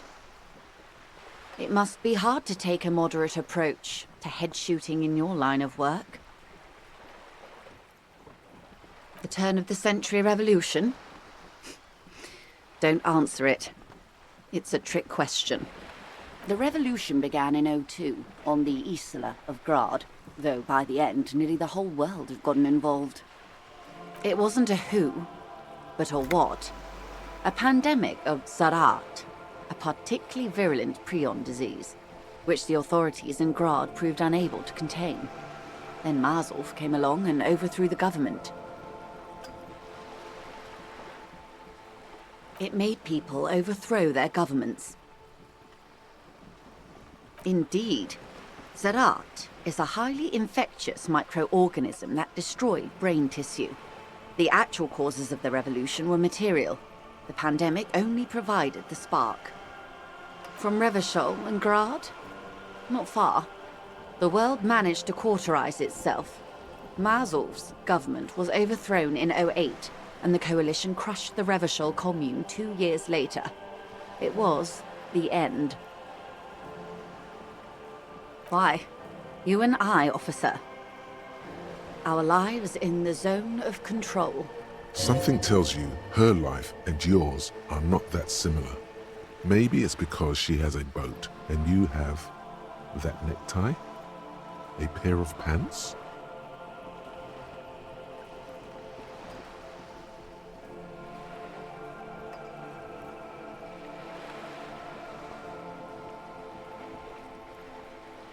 No doubt. But we share the same time and position on the planet's crust. That counts for more than you think. A city-state divided into free market zones under the everlasting interregnum of the Coalition of Nations. And you, of course, the citizens' militia. The clatter of typewriter keys fills the main hall of the reappropriated silk mill. Precinct 41. Chad Tilbrook presses enter.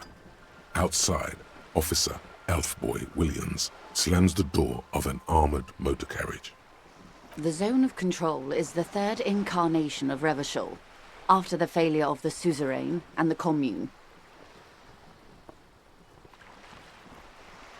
Modernity.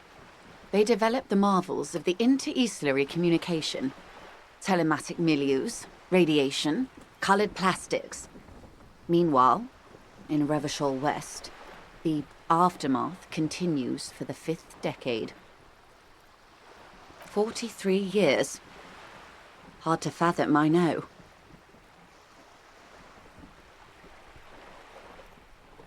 The 20s saw a decade of urban war, west of the river leveled, offshore platforms in flames. Still, it's regarded as an improvement on what came before. '08 to '19 was simply hell. The 30s? Things settled down in the 30s. Revachol East transformed itself into the world's largest tax haven, with the international community's blessing. For the first time in a long time, it seemed like things were going somewhere.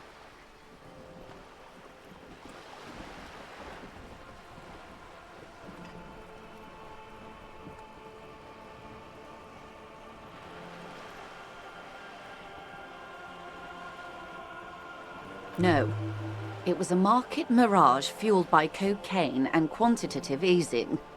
The 40s dispelled it like a cold splash, an Isla-wide hangover, you might say. And here we are. Welcome to reality, baby.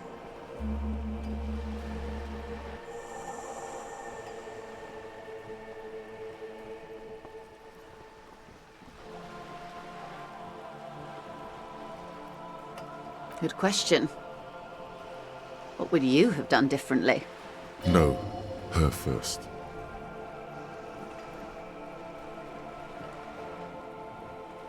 And I asked you, past-less detective of the Citizens Militia, what insight has acute encephalopathy given to you? Here's some wisdom, lady. Say the death thing.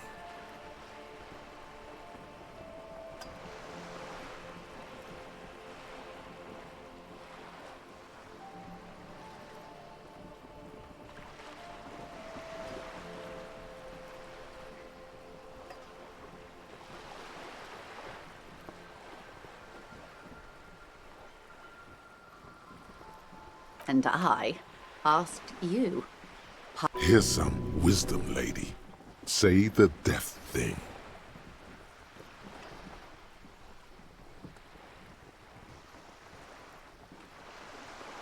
A cold creeps up your spine, reaching its tendrils up your neck, toward the back of your head. So a quarter of humanity simply lost their minds. And how would you stop a prion, a complex folding protein, unlife, with the technology 50 years ago?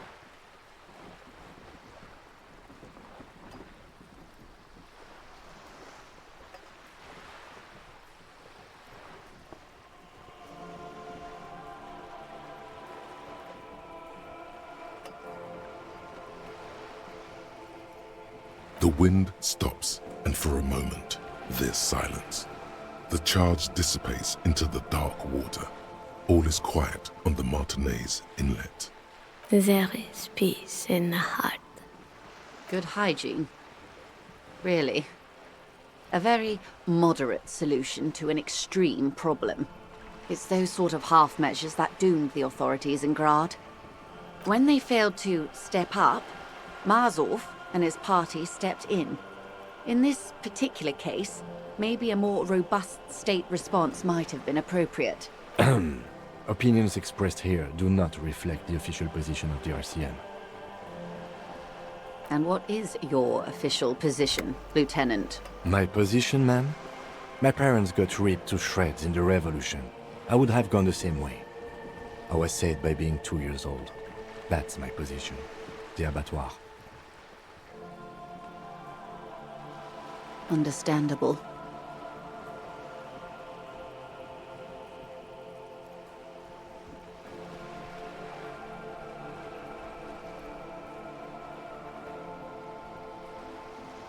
They are what they are. Who knows? An afterbloom may yet come. Anyway, enough sentimentality. Is there anything else you want to know? Not so fast. Who is she in all this? Ask her who she is. She owes you an answer.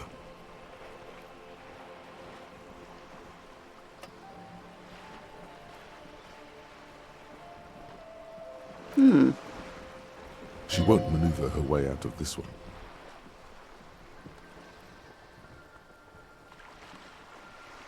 I am the vilest of the vile. A traitor, a devourer of nations and infants. I am an ultra.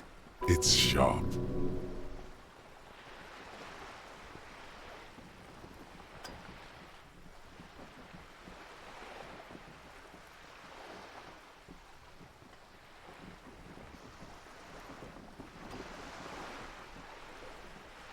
Haven't you heard? I am a nether creature of the Forbidden Swamp. One of those who pushed the king under a shit wagon and betrayed the revolution. I can see you thought I'd gone extinct.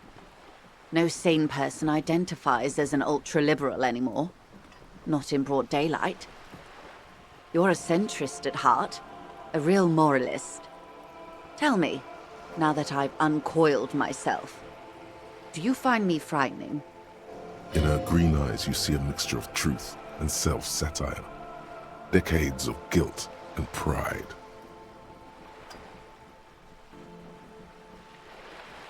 A fitting punishment, to be forgotten, if not forgiven.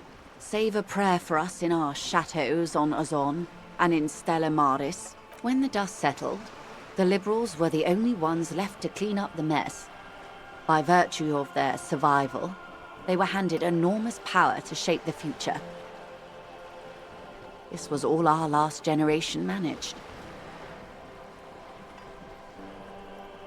With due respect to our overlords, the eternal caretaker government that keeps Martinez a monument to the efficacy of its artillery. While a gentle wind sweeps the streets in the rebuilt east, light drizzle washing it clean, lights go up and motor carriages circulate the tracks. I would not have relinquished sovereignty to the Coalition. Not here in Martinez, and not in the Stella Maris or Delta Beachheads either. If not for my own sake, then for my daughters. We had an obligation to defend our sovereignty. We should have burned the whole Isola down rather than let them have it. Dark orange flames reflect in her green eyes. An oil fire on the ocean.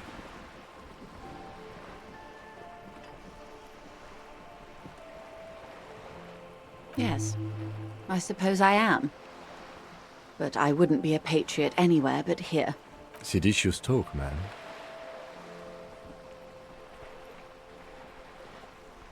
Perhaps. My intellectual vanity will be my undoing. Yes. Whatever else I am, I'm also a mother. And a wife. Now, shall we return to reality? It's a neurological disorder caused by a lack of vitamin B in the brain. Symptoms include a retrograde amnesia. It's quite serious. You should get yourself checked out. She conveys it in short, cold bursts, trying not to invest too deeply in the condition of this doomed detective. In case he goes down later, souring the entire portfolio.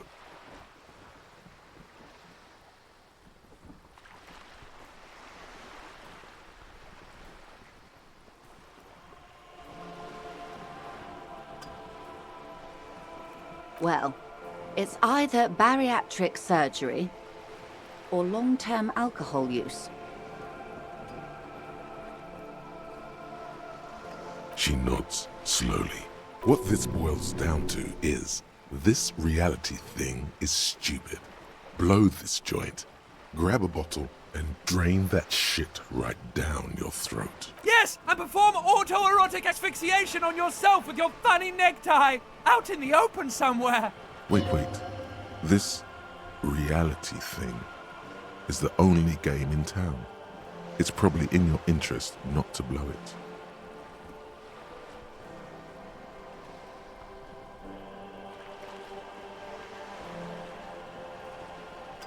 She stares at you, head tilted to the side, with a slightly concerned look on her face. A bird? A sphenicid? A flightless bird of the polar regions?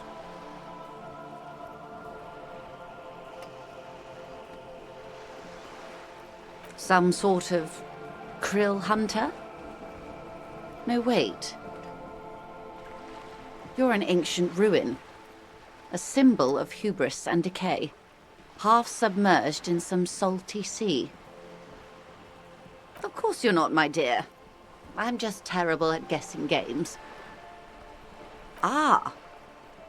This is the pier of Rue de Saint-Ghislain, 33A, where the tenants have been kind enough to rent me a slot.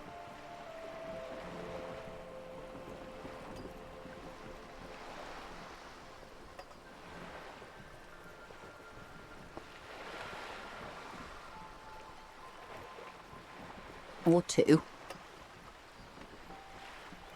A pre-revolutionary tenement. Old buildings are called tenements, you see.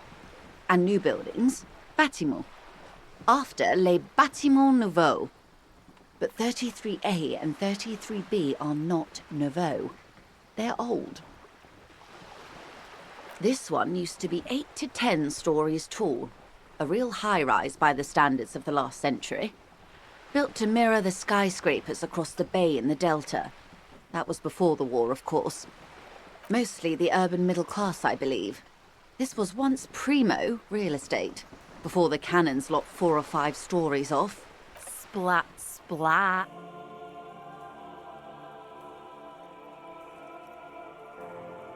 Wonderful.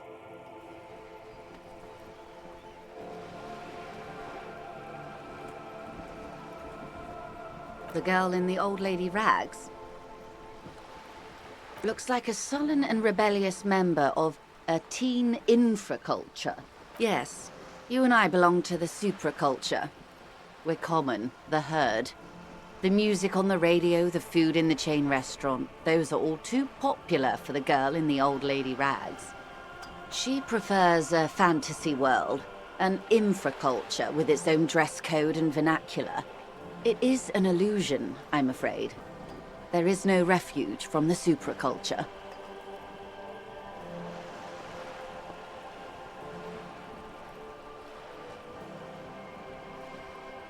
I can't. That's how simple it is.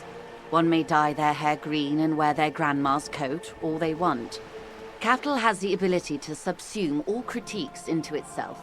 Even those who would critique capital end up reinforcing it instead. All right. What next?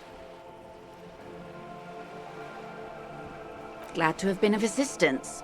The little that I know. Anything else? It's quite straightforward. Someone is using Terminal B to smuggle raw ingredients from the Samaran Isola into Revachol with the Union's blessing. Wild Pines has suspected it for years.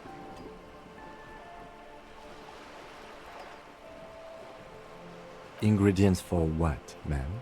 Meth and dextroamphetamine, GBL and various synthetic psychedelics.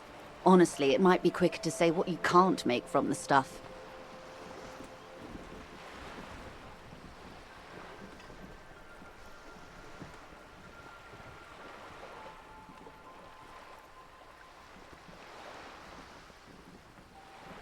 Yes. After they clear the terminal, we lose track. The actual production is taking place at various sites in and around Jamrock Quarter, north of here. Wild Pine seems to be well apprised of the local drug trade, ma'am. Do you mean to say the Union also produces the product? Sells drugs, I mean? We're in logistics. It's our business to know. And no. As far as the company knows, the Union does not produce it.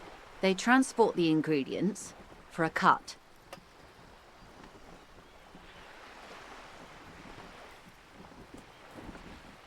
Yes, but you won't get anything out of Evrat and the Dock Workers Union. Still, every chain has its weak link. The lorries. Someone needs to move the ingredients from the harbour into the city. Once they reach Jamrock, they're distributed to a network of local manufacturers well beyond our grasp. But in transit, they are vulnerable.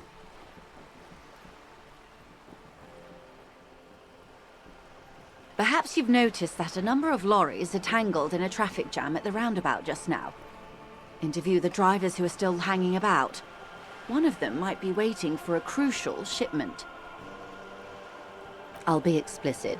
If you find this driver, I will share company secrets with you.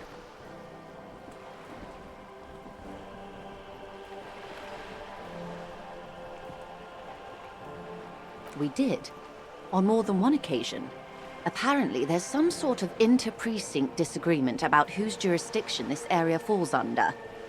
We know the company has launched its own probe into the Union's alleged involvement. We also know it's come up empty. It's not just the RCM. No one's been able to find any hard evidence.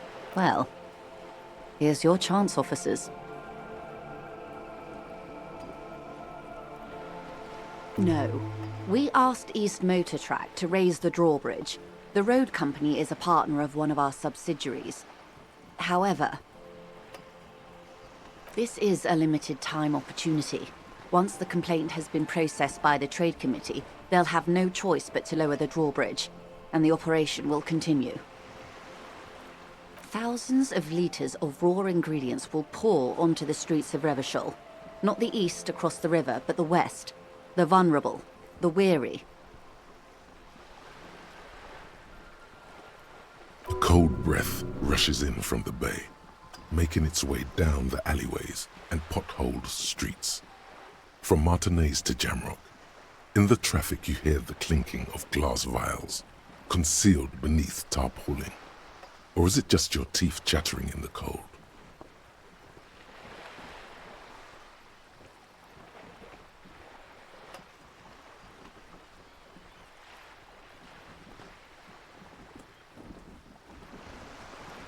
A lot of it. It comes in from large Samaran factories in South Safre, Sigai, and Sin Yao. The literage they must get from this terminal alone must be oceanic. Well, at least this solves one mystery. What is that, Lieutenant? Why I had to call East Motor Track and beg them to open the drawbridge for me. I'd wondered since I first drove in, on my motor carriage.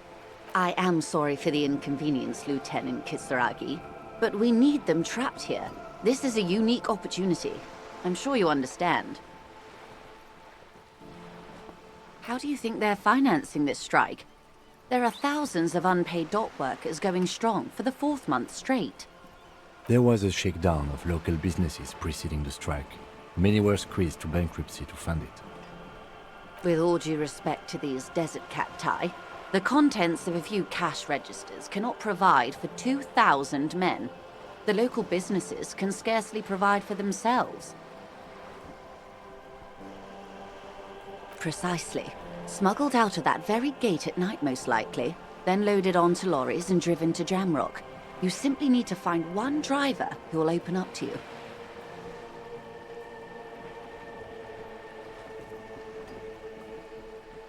Yes?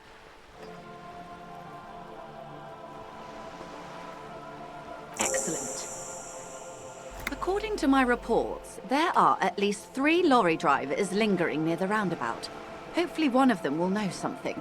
It may come to nothing, or it may just blow the case wide open. I can keep the drawbridge up for a few more days at least. You should have the time you need. In the meantime, let me know if there's any other way I may be of assistance.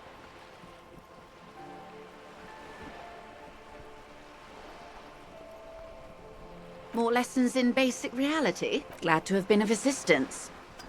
Is what you want to say, but it isn't that easy, is it? Look at that lady. Take a gander. Squint your eyes, bub. Why, yes.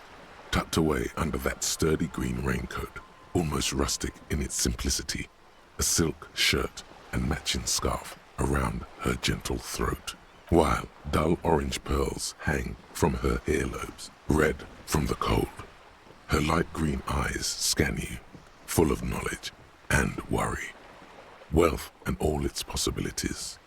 These are the kind eyes of the rich man that seem to say, everything is possible.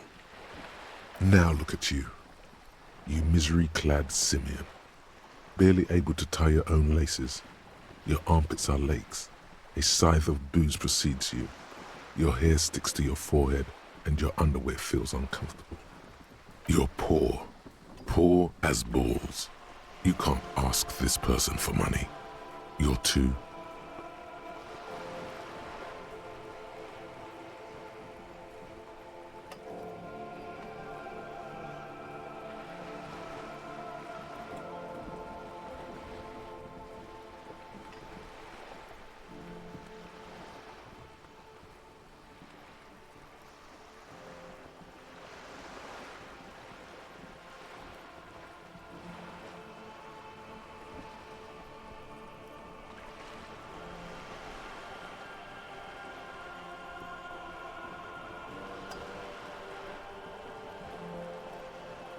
Yes, you're too ashamed to ask this person for money. Too scared to belittle yourself in her eyes. Those half-precious stones of Odinel. Oh God, the lieutenant is here too. Do not dishonor the force. As I was saying, if there's any way I may be of assistance, please don't hesitate to ask. Of course, Detective. Take care. What's this? We're getting reports of normal, reasonable, temperate, political opinions somewhere in Martinez.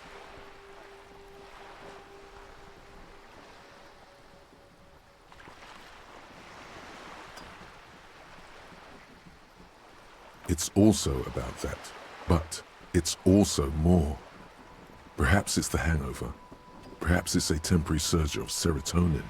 But something tells you it's time to become a citizen of the Kingdom of Conscience. It is not a place. It is a moment in time that can only arise in the right circumstances. In all of human history, it's only been achieved a handful of times. Incrementally. Yawn. You'd get there faster with a little speed. History's greatest catastrophes have been brought about by people trying to make the world a better place. Too quickly. That's the genius of Dolores Day. She recognized that progress is meaningless if its gains are lost because of instability. Real, lasting change can only come about gradually, increment by increment. tisk tisk. Just because you live in the present doesn't mean you have the right to place your needs above the needs of the future. You may never live to see the kingdom of conscience. Your children may not. Even your grandchildren might not. But that's no excuse not to keep working. What benevolence. What a fucking joke.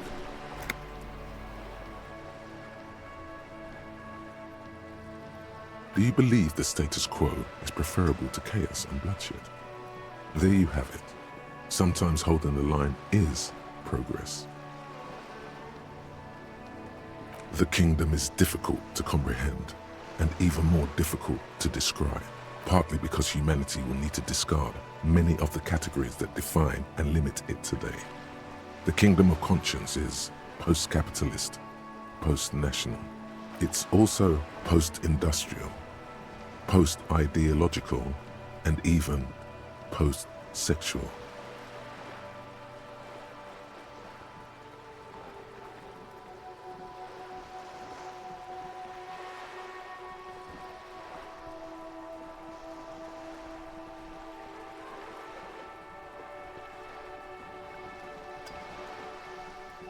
Slow down, Mr. Reasonable. Did you miss the part about compromising and taking things slow? That's right. Remember, real democracy is just around the corner for Revachol. When that real democracy kicks in, a long time from now, we are all going to be so much happier.